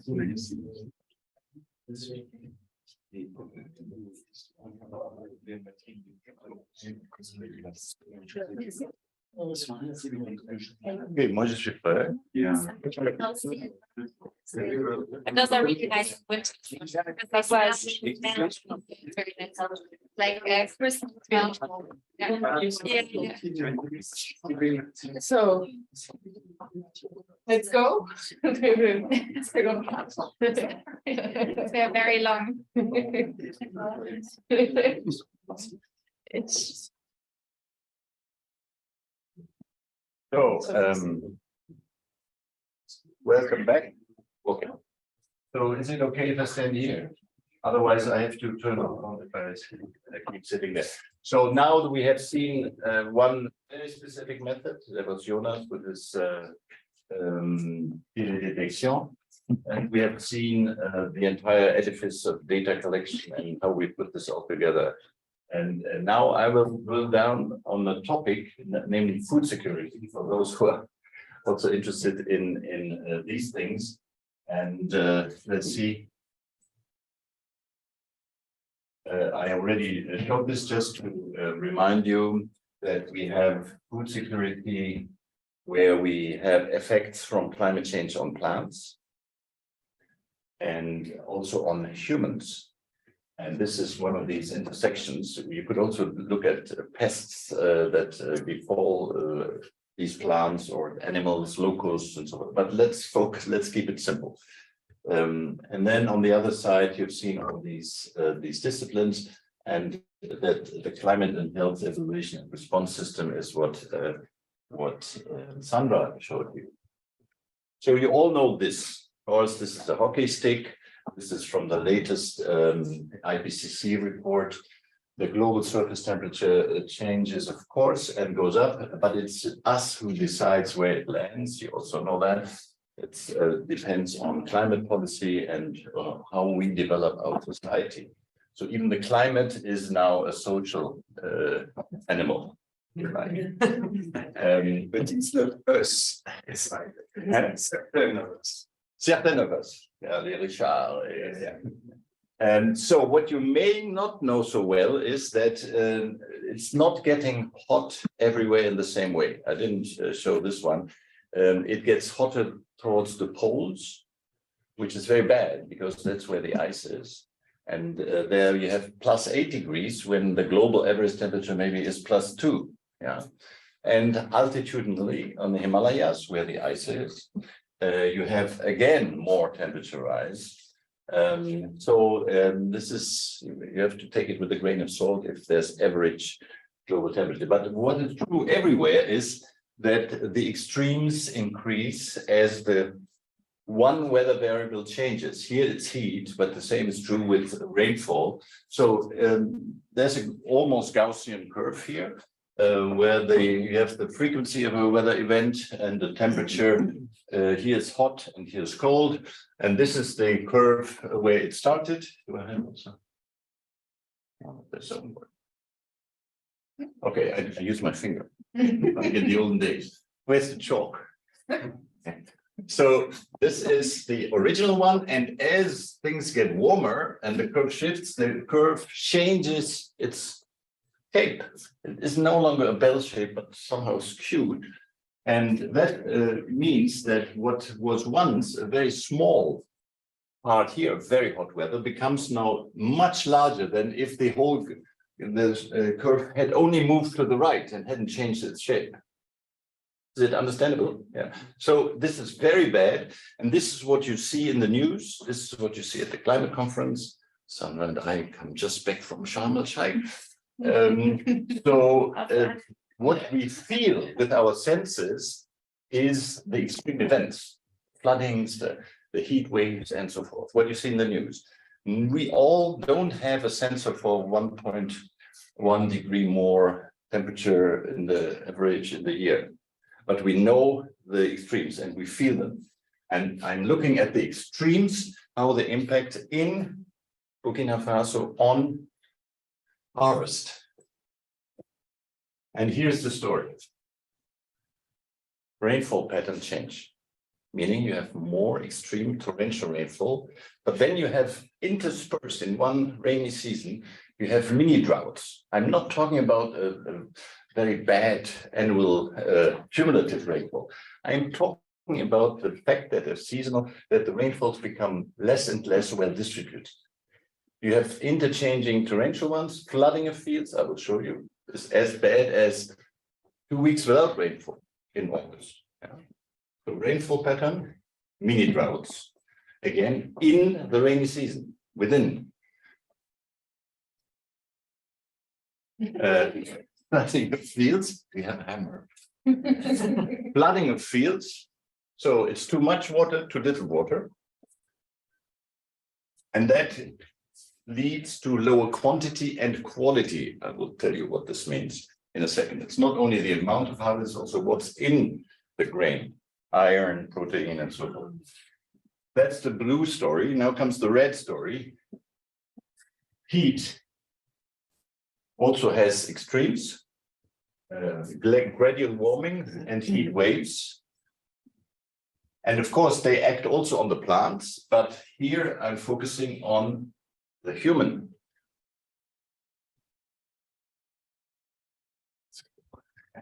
So heat stress of the farmer leads, and as we will show, he goes less far, he takes pauses, he skips actions on the fields. So we assume, but we have to prove it, that the harvest will be low because he can't do it. He rises earlier, he goes to bed later, he makes pauses. His whole activity gets disturbed by too much heat. And it's not only that he takes it easy, but also if he doesn't take it easy, if he just say, I have to feed my family, I have to go, no pauses, I have to do 3 fields a day, 9 hours as always, then he gets heart, kidney problems, heat stroke. So he has a choice between either I ruin my health or I ruin the nutrition of my family. It's a pretty stark alternative. Work capacity, it's a small word here, but that's what the human effect is all about. Coming directly from heat or coming from diseases that are linked to heat. And I'm focusing on child undernutrition and death. I'm not focusing on diseases and outmigration. We also proved that this bad harvest leads to outmigration if it's cumulative. You see this in the news, but it's important to show this in a microcosm. So this is maybe an innovative way that the IPCC, this is the globe, by the way. This is America, this is Africa, Europe, and this is Australia and so forth. And here is Nuna, of course, West Africa. And you see that red is an increase in the type of the observed change, and the change is hot extremes.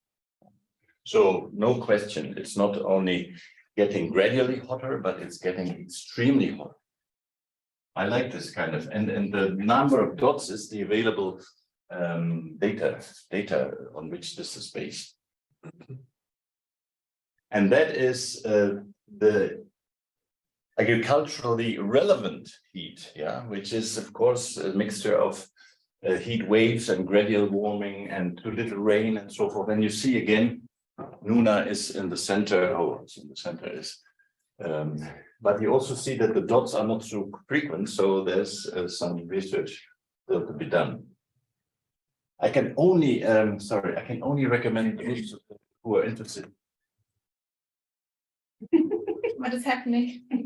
I don't know anything. Oh, wow. PowerPoint doesn't Thank like you this for your presentation. attention. This is your thing. Sandra is hacking. Sandra, you put this, so, I don't know what you pressed right now. no, I didn't press anything. Try it again. Try it again. If you are interested, this is the summary for policymakers of the IPCC. You Google IPCC AR6 is assessment report number 6, 2021, and they have it's this thick here. You need a year to read it, and then you haven't understood most of it. But they have the summary for policymakers. They are like us. And it's done by journalists to review this. I was also on the IPCC once, and it's an amazing activity from science to policy. And you can read this, it's 40 pages. And the graphs are wonderful, as you see, and it's very nicely written. Main messages, and then it says which page you see it in the whole, and it's five lines of fine print where you see the track, they call it the traceable accounts. You make a statement, mini droughts are hurting plants, and then this is for policymakers, and if the policymaker wants to have an aid looking at what is behind it, then he can look up the reference where it is. So too much rain and mini droughts on food crops and plants. That's what does it on food crops and plants. So I told you it's the quantity. We quickly agree that the quantity may be affected, but you do not know probably, and I didn't know that until 10 years ago maybe, that we have a risk of lost iron, zinc, immune system, protein, I don't need to elaborate, direct effect from CO2. It's not the heat, it's not the rain, it's CO2 proper. So I don't know how much this is known, but they did fields, they had kind of plastic walls around fields, and they filled the fields with CO2 bottles. So they had a certain concentration, 550 ppm also. And then another field with 700. And they looked up what effect this has, and this is what they came up with. So that's another curse of climate change, the quality. Talking about the loss of iron and zinc from the soil. No, I'm not talking about the soil. I know you're a soil expert. No, I'm talking about the plant. The grain that the child eats, or you eat, or I eat, is not as, the composition of it is not as perfect as it would be in the absence of high CO2. The paper is Myers. Yeah, I'm very surprised, but Smith and Myers, Samuel Myers is the director of the Planetary Health Association, situated in Harvard. And this is the book, the paper. It's mind-boggling. So, and now comes the rainfall pattern. Many people think if it gets warmer, it gets drier. That's wrong. It depends is the real answer. As you see here, green means much more rain, Sahara. Who would have thought this? Nuna is getting more rain on average. We are not talking about distribution. You have to be careful. If the rainfall is badly distributed, you can have as much rainfall as you want in Nuna. It will be detrimental to harvest. So you see, this is 1.5 degrees, 2 degrees, 4 degrees, and you see that if anything, the Nuna in Africa is getting more total rainfall, but badly distributed. There was a study, an American guy working with us, who did for Nuna climate change, climate model downscaling. They have a footprint. One dot is 300 by 300 kilometers. Maybe it's a little bit better now. And Nuna, as we've seen, is maybe 40 by 40 kilometers. So how do you take this one dot? He did it, and we are continuing to do it now. And you see, here's the colonial time. It's a trend. I don't know what this is, frankly, I don't know. There's a trend, yes, for lower. I cannot explain this, but here's where the weather station data are available, and then the rest is modeling. And you see by which model, alphabet soup, by which model, most models show more rainfall and no model show less rainfall. That's very important to know. So too much rain threatens harvest too. And I had a master student who asked farmers, have you had flooded fields? And here's the answer. So, and that can be really enormous. And I was looking for fields flooded, but this is obviously not a field, but it's fair enough. The guy is trying to take a boat to get from one field to the next. So 21% of fields were flooded, but it affected 50% of all households. I was mind-boggled when I read this, and most of them, thank God, had only one field flooded. The average field number is 5.3 of a typical household. But there were some who had 4, 5, and obviously they had more than 5 fields, all fields flooded. So it's not trivial. We are not talking about trivial things. And what does it affect?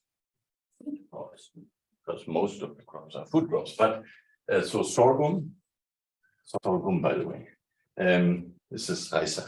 And millet, maize, you know. Fonio is also something to eat. And then these are the cash crops. They are also affected, but not in the same way. Okay, now we also measured undernutrition. And for those who are not health, there's stunting and wasting. Some people call stunting chronic malnutrition, so it's not pretty correct, and wasting acute. If you see a wasted child, it cries for hunger. It is miserable.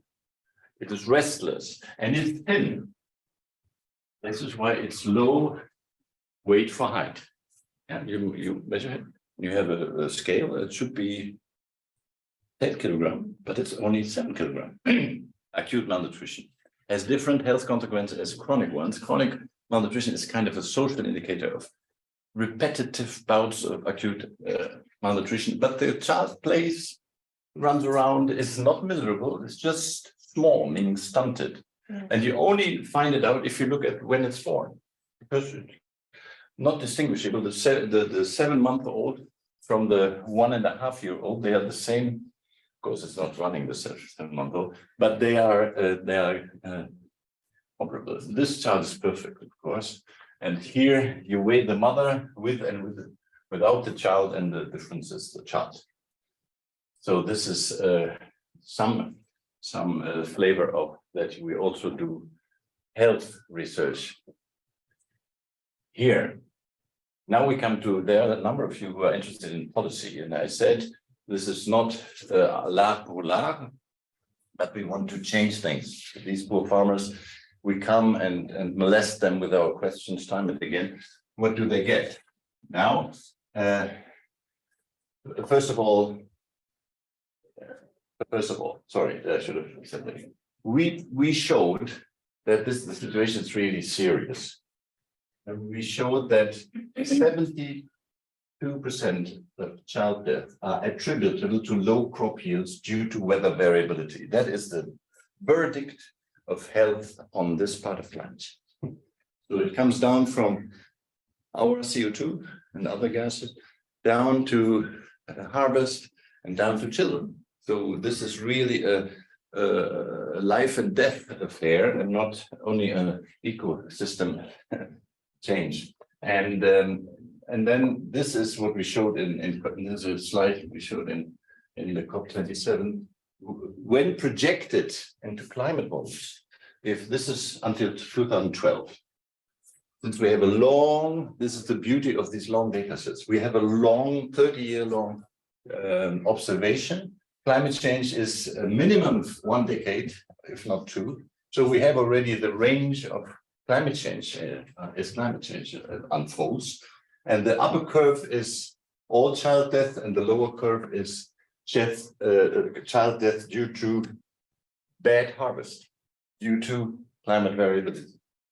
And if you project this in a 1.5 degree world, which is very unlikely now, we would see a doubling of child mortality related to lower crop yields. So we are really talking about a big problem.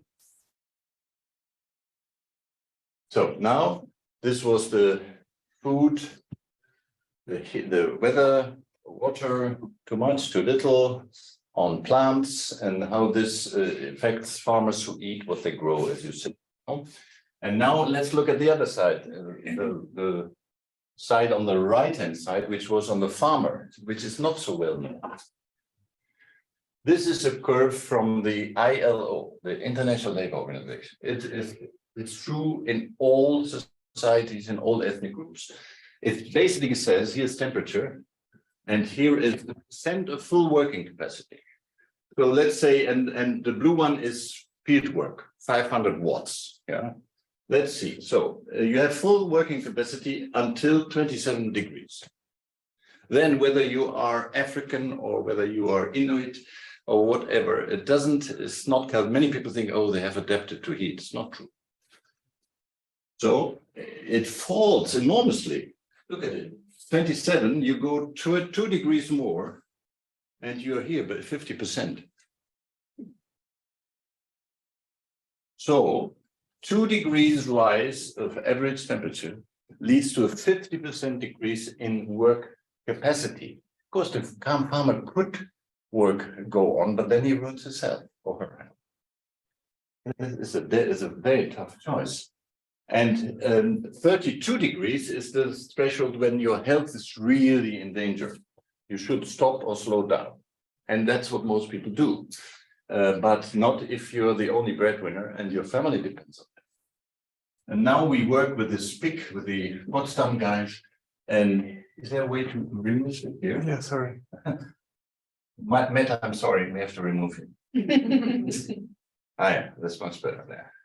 So this is Nuna on the left, and this is Isumu Siaya is somewhere on the right. So here we have East Africa, Lake Victoria, and here we have, and you see this is the temperature vertical, and this is the time. The endpoint is 2100. And you see, of course, in Nuna, whatever climate model you use, it goes up and up and up. And here it goes not so steeply up, and it reaches, this is the danger point. This is a different scale, don't get mixed up. This is 32 degrees, and here's 32.5 degrees. And you see the threshold that I showed here is transgressed, is reached already for some climate model in 2020, and for others a little bit later, but for all of them in 2100, if the world doesn't do anything. And in Kenya, it is a little bit more slowly, but it reaches also in 1, 2, 3, it reaches beyond.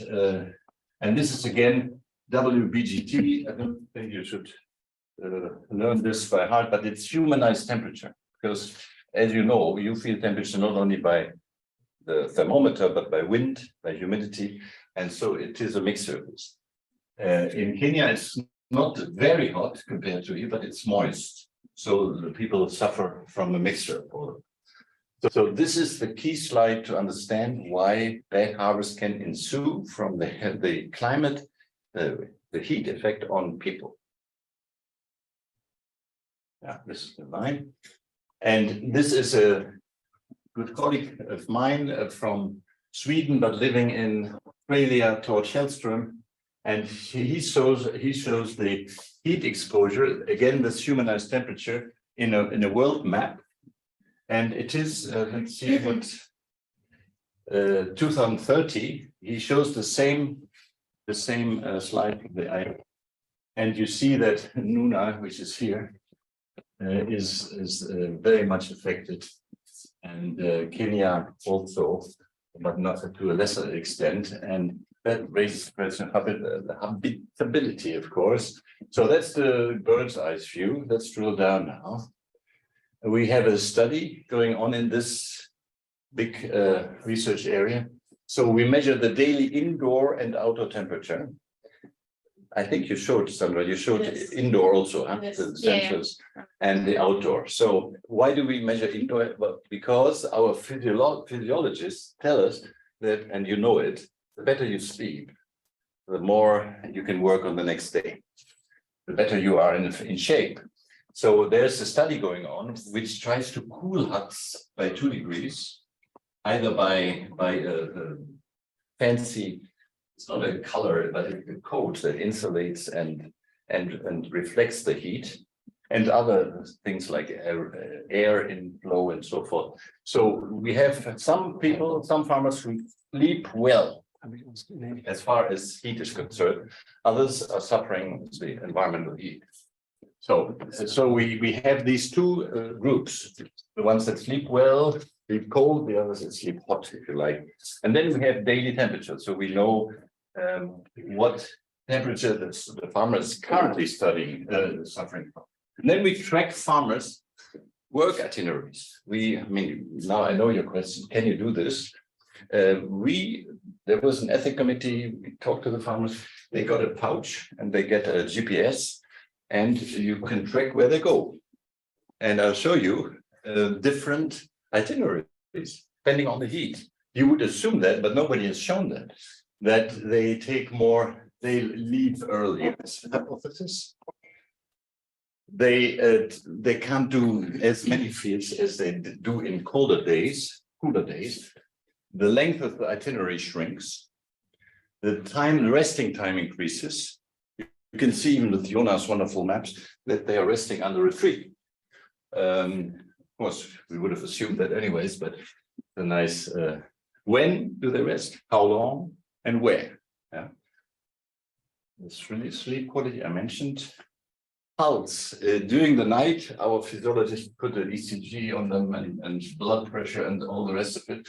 But during the day, this is too cumbersome. So just pulse is the key stress indicator. As you all know, when I jumped up here the 8 stairs, I had a pulse of 100 and I was sweating, wasn't I? So, you know. So the same is true there. If you sweat, you dehydrate, you get renal calculus, and if you go beyond a certain pulse, you're in danger.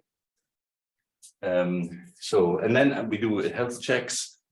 Do they have indications of any problem?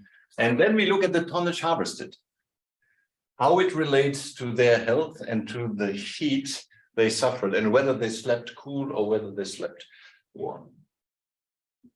Here's first results. I would love to be able to say this is a hot day and this is a cool day, but it was just a pilot study. So we have cool roof participants. Here's the guy who lives here, and that's where he goes to the field. And the same is here. Bagala is the village, and this is a shorter track. And of course, we asked them, to which field did you go? And now we can tell Jonas what did he harvest here?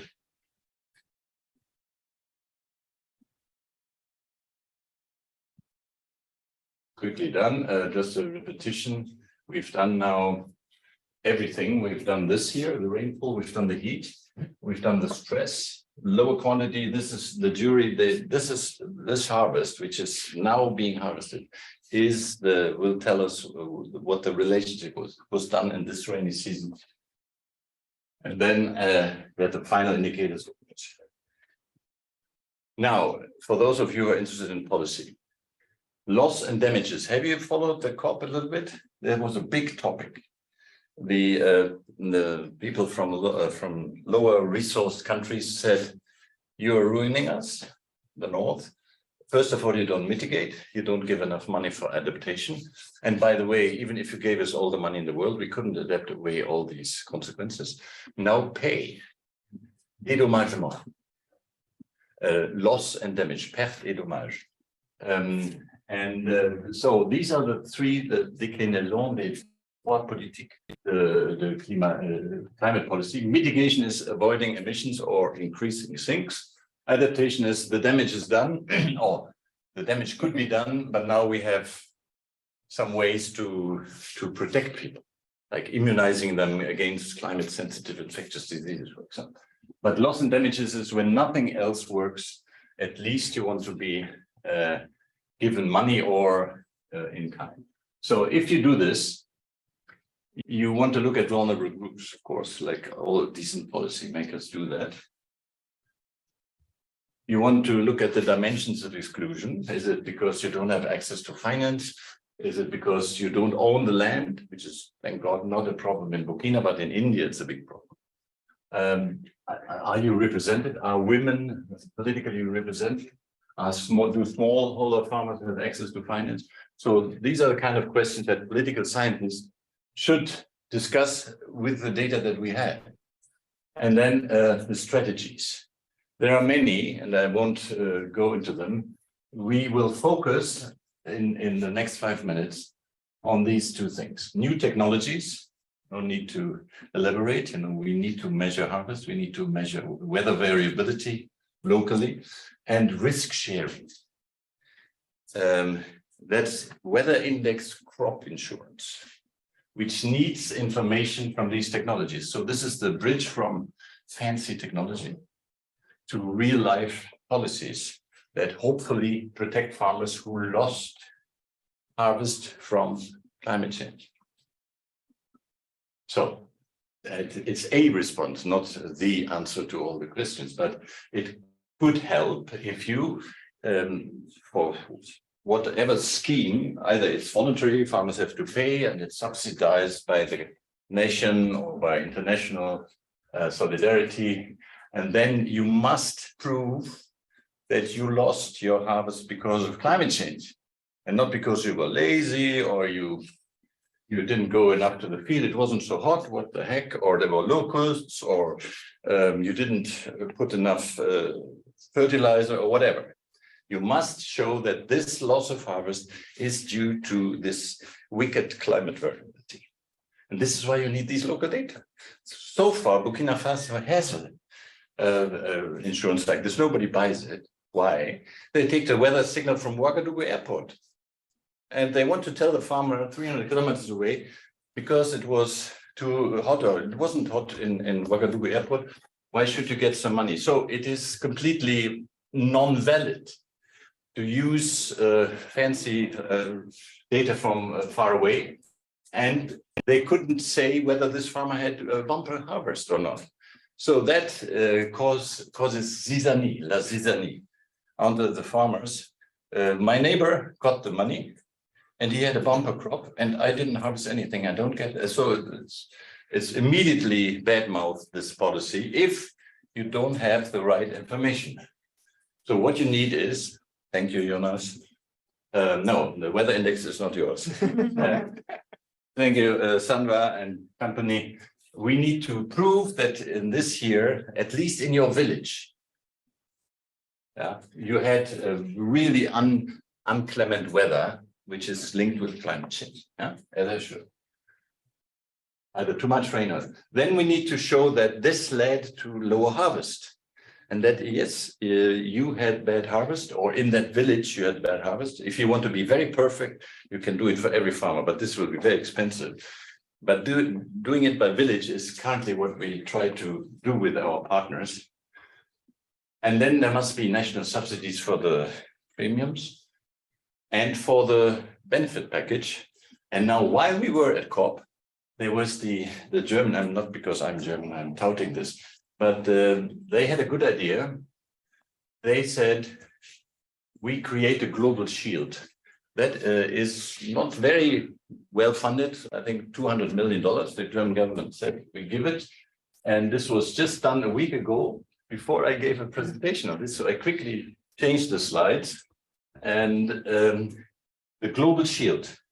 So, and I asked her, is it possible that we use this weather index crop insurance, that we use your funds for piloting this, how this works? And she was pretty amazed. And I hope that this lasts longer than the duration of the climate conference. And we will be going to Berlin and trying to negotiate this with Ali, who can't make it today, our partner there. So this is the link between the local data and the big picture and policy. As we said, we don't want to be fancy technologists. We need the fancy technology. I don't want to minimize it, but we need to link it to policy so that things change and to fill the granaries in a warming world. These are typically mossy granaries. This is against mice who eat 20% of the harvest, which is bad. We throw 30% away. Mice and termites and insects eat 20%. That's another big topic, but not for today. Thank you very much. So, over to you. You're the moderator. With the wonderful and very impressive presentation. And so, yes, I don't know if we're also online. Matt is online. Matt is online. He's now center stage. You should tell him that we all wondered who he is and what questions he has. We need to hear from. Yeah, sorry, I didn't want to. No, no, but I don't know if we have Yeah, some questions. question Just that. before to the lunch, and we can also go further during the Will everybody lunch. be there at lunch? The boss. Not everybody, but Will we all go to lunch, or is it by No, registration? almost all go. Almost. So we don't have to. so, but I don't know if Yeah, I thank you. I had a question about the last the device that you present, the insurance. Because so the 2,000 million will be used to directly I mean to feed the system, like it will use to directly finance the farmers, for instance. Yes, yes. Okay. I hope they agree that this is not in money, but in grains. Okay. So that the household chief doesn't buy a motorbike or something. If it's given to women, it's always better for the children and for the nutritional status than if it's given to the household head. Unfortunately, I'm ashamed to say as a man, but better to give it in kind, meaning in grains. But it's not for me to decide, of course, but we will propose that. Okay. And yeah, I was wondering, maybe it's a remark also, but how do you think it's possible to integrate in this kind of study the political factors? I was thinking about the first the anthropologist studies about the droughts in Sahel in the 70s, saying that basically drought is not, I mean, famine. So easy. Sorry. Change the pronunciation and you're there. I don't know why you are so. Sorry. Yeah, they were saying that famine is not a natural disaster; it's a political disaster linked to the export linked production. The Terms of trade. Terms of trade. I mean. Terms of trade. Yeah, that's right. And so, how do you think that you can integrate this kind of dimension into this kind of study? And I'm also asking because a lot of sustainability sciences are very, let's say, engineering driven, like problem driven, and the problem is would be solved by engineering in a way, by a kind of another device, and it's very hard, of course, to integrate a political thing. But how can we study it and integrate it in this kind of research? Yeah, you always want the big picture. We try to drill down and not lose the big picture, but then you ask us, yeah, how does this is for the country? I'm not belittling your point. I'm just saying that there is this tension between knowing a lot about few people and their living circumstances, or very little about all. So you have to balance this, and we need to talk with these policymakers. It's not us who, we can only monitor. We did a health insurance, community-based health insurance there, and it had problems, yes, but we could gauge, jauger, always the same, you know. We should gauge what level of subsidy the national solidarity, the budget would have to add so that people voluntarily subscribe to the insurance. Yeah, and in fact, we had to halve the premium, the cost-based premiums, so that people would. There's a lot of engineering, social engineering to do, particularly the acceptability. I mean, if you screw up on. It's not just what you're doing, you're paying him and he hasn't gotten a better. So that is our main concern. The other concerns are, what is the level of the premium? How much do they get? How fast is this communicated to the person? And so forth. And this global shield is a wonderful gift of heaven. If they really mean it, they can take part. For example, if everybody has a bad harvest, that's the anathema of anathème en français. Anathème again. What the heck? So the anathema of every insurance, if there's an epidemic here, everybody gets the flu, everybody gets a bill of 20,000 euros hospital, then it's bankrupt. Typically you want to insure against rare events and against events that don't hit everybody, so that the others, the premiums of the others can. So this is why you have reinsurance.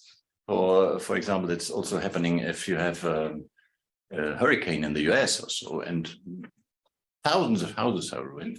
There's Munich Re, there's Swiss Re. These are huge reinsurers. They only take the big risks. They are rare. Of course, the fact a hurricane, such a big hurricane comes maybe after 5 years, and they have to pay annually, and they take the big risks, which are rare. So that is the idea about social reinsurance. Reinsurance, usually companies, big money. And maybe a fund like a government fund from the Ministry of Cooperation could do the trick, because I don't see that any commercial company is interested in helping farmers, cope with bad weather. Yeah. What's your question? Yeah, no, because it's not only the big picture. It's like it's also linked, for instance, to the fact that some village and some could not access to the Semence? Yeah, seeds to the seeds 1 year because I mean in Senegal it was the case because of their relationship with the local governor, for instance. So it's political, but it's political also at the low level. Yeah, and yeah, that's why I was asking. For instance, you think that I don't know, an anthropologist, or I mean, you can articulate this kind of work too. Yeah, of course. I mean, there are many reasons to have a bad harvest apart from bad weather, of course. Yeah. As you say, I mean, somebody is not giving you, although the prices for fertilizer go up, or there's a pest, and that is why you have to prove that it's the climate component which did it, And it's a very interesting point. One could then try to collect many other data, like the price of fertilizer, the price of this, what is a locust epidemic, and so forth. That's a very good point. And this should be in the debate to set up the insurance. How can we ensure that this is really focusing on climate in a reasonable precision? That's practical. I think we have a question. Yeah, there was somebody. Okay, so can we read it? Chris Martin, is it? No, it's not that. Tell me.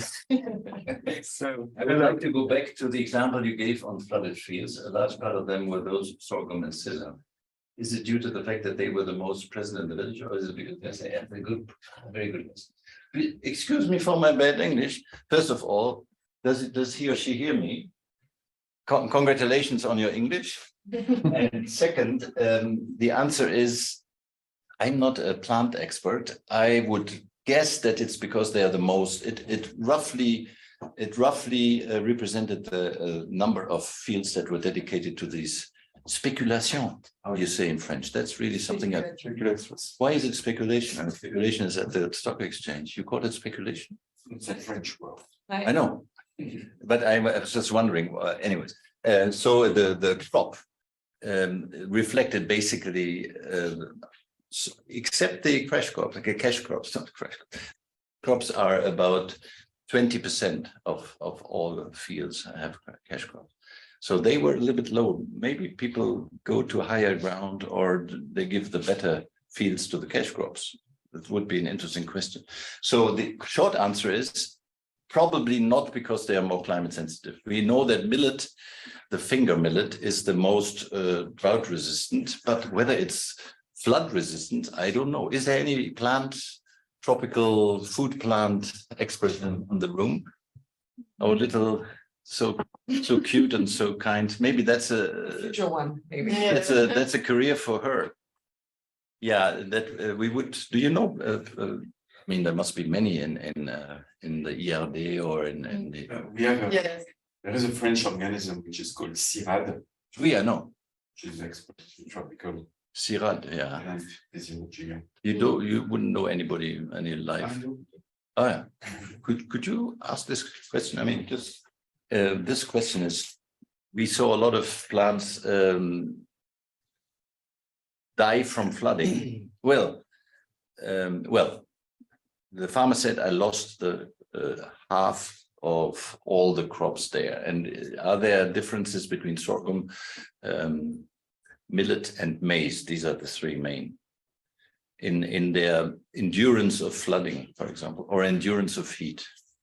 I mean, I should know that, but do you know? No, but one reason could be, I know it from Rwanda, for example, where people go to lower lying areas, actually wetlands that are sometimes seasonally or every second years flooded, because they have a higher water availability. There's just in the wetlands, there's a higher water availability, meaning that they grow crops there which have a higher demand on water.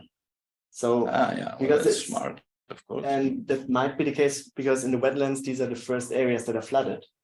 And so there's a high risk of flooding, and then affecting only those crops that are grown there because they need more water.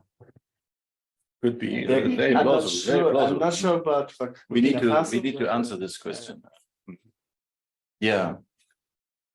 Did you say thank you? And Thank you. oh, is he listening? Yes. She. He. Yeah, it's a general comment, because you mentioned a lot the IPCC report, and this is what you depart from, so to say. But they produce global models, right? And show the evolution of temperature at the global scale. But actually, if we go at smaller resolution scale, like you said, IDs or weather indexes, we know nothing about what is going to happen. The IPCC models, the climate models, are providing information on global scale. They are not able so far to say in a given village in the center of Africa what is going to happen. And of course, the global temperature on average is going to increase. There's no doubt about that. But at a singular point, what is going to happen is much more complicated to predict. And we are very, very far from being able to predict that. And temperature is one thing, but the variation in temperature is another. Or the variation in precipitation. For example, in Africa, so this is what the Agriculture Observatory has shown, the total amount of precipitation has came back after the big drought of the years 80s. But the repartition of this rain during over the years is very different. Yeah, yeah. So we have much more extreme events than we used to have before the drought. But so it's changing completely the landscape and the agricultural practice, etc. So it's not a matter of, you know, global temperature or global precipitation only. It's also a matter of where and when these precipitation events occur. I couldn't This agree is more. the domain where scientists are extremely useful. They don't know how to do that. We don't have the models. We don't have the models at the local scale. And this is what I'm a critical zone scientist. This is where the critical zone initiative is important, because it's taking into account the local characteristics of where the water is passing through, but the relief, the landscape occupation. So you're going even beyond what is these maps show that it's not. No, I think these maps are global. Even the global shows differences. They are setting the scene. Yeah, we could say, but the local scale, what is going to happen, we don't know. Yeah. I couldn't agree more. But we have these guys from Potsdam, the climate impact scientists, and they downscale. Don't ask me how they do this. Yeah. They downscale to 10 by 10 kilometers, yeah, which is where we are working. I don't buy that. But you don't buy that? Okay, I will let them know. And I think, as formalized in anthropology, which is a scalability issue, you don't learn about the local by downscaling. Yeah, you need local data. No, we are fans of local data, as you have heard. You guys know that for years. And we need, I think we shouldn't pit one against the other. We need both. And yes, this is why we have all the amount. We could do more on soils, on fertilizer use. There could always be more collected. We know very well the culture, the ethnic groups, and the income, the sales. You should see our household survey. I mean, we know what they buy, if they buy food or if they sell something. We also know whether they bought fertilizer and how much they spend and so forth. So we are trying to get as thick a description of the context, the local context, as we get. But then climate change is something global, and you need somehow to bridge the gap between this one and the local one. How is a good question.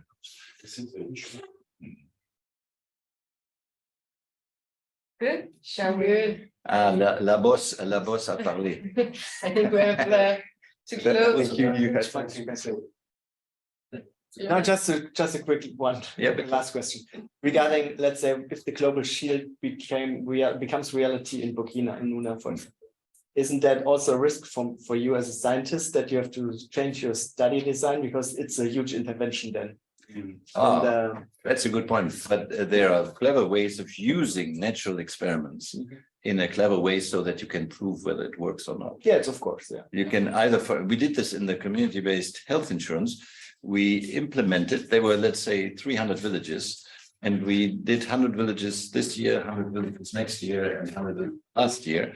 So you always have the control that those who haven't yet received it compared to those who already received it. Oh, there are other ways. I mean, my boss, my successor, is a champion on real life experiments. So without an experimental design, just when something changed, the policy was introduced, what happened at that time. And there are techniques to figure out. That is needed, because just introducing a policy like this without proving that it works is really a waste. On a le ventre au talon. So you really play the game of this seminar to take the concept on habitability with an interdisciplinary manner. So it's time to applaud you. Thank you for you to participate in the seminar, and also the youngest participant here. Many thanks to Romain for this organization of the seminar, and Sophie, of course. Yes, I'm so impressed by our little child here. I mean, my kids would not do this for 2 minutes. I'm also wondering. But they are a little bit older now. But even when they were that age, they were, maybe you should give us some educational advice. Yeah. Thank you very much for having us. I have a grandchild. Already wild. She's 5. Was it nice? Did you see a lot of pictures? Yeah.